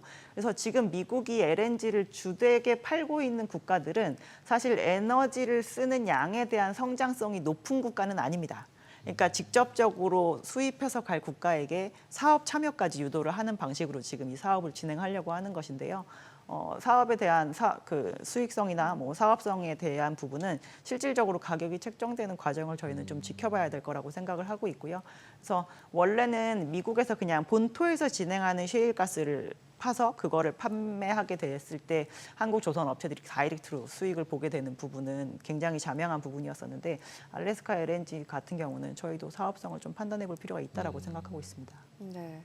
이 조선업하면은 지금 글로벌리 중국이 1위 점유율을 차지하고 있는 네네. 거죠. 이게 어느 정도예요? 중국 같은 경우는 지금? 전 세계에서 톤수 기준으로 중국이 가장 많은 선박을 만들게 된 지는 이미 한 15년 정도 15년. 지났습니다. 2009년부터 1등 조선 국가로 올라간 네. 상황이고요. 근데 이걸 금액으로 산정했을 때는 우리나라랑 지금 중국 조선 업체가 그냥 톤수 기준 점유율로는 50%대 한 30% 정도 되는 상황인데요. 우리나라가 한 30%. 국내 업체들이 워낙 고부가 가치 선박을 많이 만들고 있어서 금액 기준으로는 거의 유사한 수준의 그래요? 그 선박을 만들고 있는 상황입니다. 나머지 20은 누구예요? 호주? 일본 및 기타. 일본 및 기타. 그럼 아직도 미국하고 한국하고 중국인 거네요. 배는. 미국은 전 세계 선박 수주 점유율이 한 0.1% 정도밖에 안 되고요. 되니까. 네. 전 세계 아직- 선박이 1년에 한 1,500척에서 1,800척 정도 만들어지는데 미국이 최근 몇 년간 1년에 2척 정도 척이라고 만들었던 걸로. 1년에 두 척. 제가 지금 이제 일본하고 한미일, 그러니까 한중일이 배기는 아, 거라는 네네. 거죠. 예, 예. 극동아시아 3국이 거의 지배적으로 하고 있죠. 그 중에서 이제 우리나라 같은 경우 이제 고부가 가치 선박을 많이 네네. 이제 하다 보니까는 금액으로는 거의 대동소이하다 이렇게 네. 말씀 얘기를 해주셨는데, 그럼 지금 여기서 미국이 어찌됐든 중국하고 지금 계속해서 관세 무역 전쟁하고 있는 상황이다 보니까 중국 선박에 대해서 이제 고율의 관세를 부과하겠다라고 하면은 사실 우리나라 조선사들은 정말 반사 이익이 기대될 수밖에 없는 상황이네요. 이 부분에 맞춰서 이제 네. 유럽에 있는 선주나 아시아에 있는 선주들이 네. 아 그럼 나 중국 말고 한국에다 무조건 발주해야겠다라고 결정을 한다라고 하면 그 부분이 아. 저희는 맞을 거라고 보는데요. 사실 지금 전체적인 수량에서의 중국의 점유율은 우리나라가 다 커버할 수 있는 정도의 수준은 아닙니다. 수량으로 봤을 그래서 때. 최근에 몇몇 나오고 있는 수주에 대해서 아 예. 이거는 원래 중국으로 가려다가 바로 방향을 틀어서 한국에 온 것 같다라고 해석을 하시는 일부 물량이 있지만 네. 지금 현재 조선 업체들의 상황이 2024년 하반기에 중국이 특히나 조금 수주를 많이 빨아들인 상황이라 수주 잔고의 길이가 오히려 한국보다 중국이 더 길기도 한 상황이라서 잔고에 빨리빨리 잔고를 내어줄 수 있는 한국의 슬롯들이 좀 팔려 나가면서 그런 얘기를 해석을 하시는 걸로 저희는 보고 있는데요. 제가 유럽 선주면 네. 뭐 트럼프의 그런 정책 방향에 따라서 즉각적으로 반응하면서 바로 한국으로 틀지는 않을 것 같습니다. 그러게요. 그리고 네. 중국 같은 경우는 그 세계 최대 1위 규모의 그 조선사가 구경 네네 맞습니다. 기업이니까 이 정부의 지원도 엄청날 거 아니에요. 그리고 이제 정부에서 진행하는 선박금융으로 정부에서 진행하는 해운사가 네. 발주해서 네. 그 중국의 그러니까. 조선소가 레코드를 쌓는 아주 네. 바람직한 구조를 가지고 있는 상황이죠. 우리도 그렇지 않았나요? 그 쉽파이낸싱 굉장히 유행을 했었고 막 대체 펀드 나오고 아. 굉장히 파이낸스까지 다 했고 그다음에 우리나라 국가도 부산인가 어디에 그런 이제 자금 해주는 데가 있고 이렇지 않나요? 우리나라는 국가의 사이즈 대비해서는 조선업과 해운업이 굉장히 큰 국가이긴 한데요. 네. 선박금융은 굉장히 후진적인 후진적이요? 나라 중에 하나라고 볼 수 있습니다. 그럼 엄청 솔직하게 말씀을 근데 주시네요. 이전에 제가 은행에 다닐 때 네. 쉽파이낸싱이 굉장히 핫했었거든요. 아. 언젠가요? 조금 이제 오래되긴 했는데요. 그 부분을 다시 돌려올 때 이번에 너무 힘들었습니다. 네. 아. 한번 바꾼 마음을 잘 돌리지 않으시더라고요. 한번 뒤었다 이거죠. 네, 중간에 이제 막 올라갔다가 다시 네. 이제 해야 되는데 그때 딘 것 때문에 이제 안 하게 된 상태로 현재까지 있는 거예요. 그러면 네네. 22년 전후로 해서 약간 완화된 것 같긴 하고요.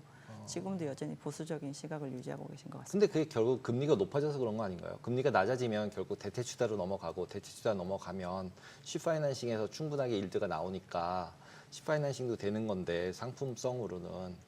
근데 실제로 그렇게 안 됐던 특별한 이유들이 있나요?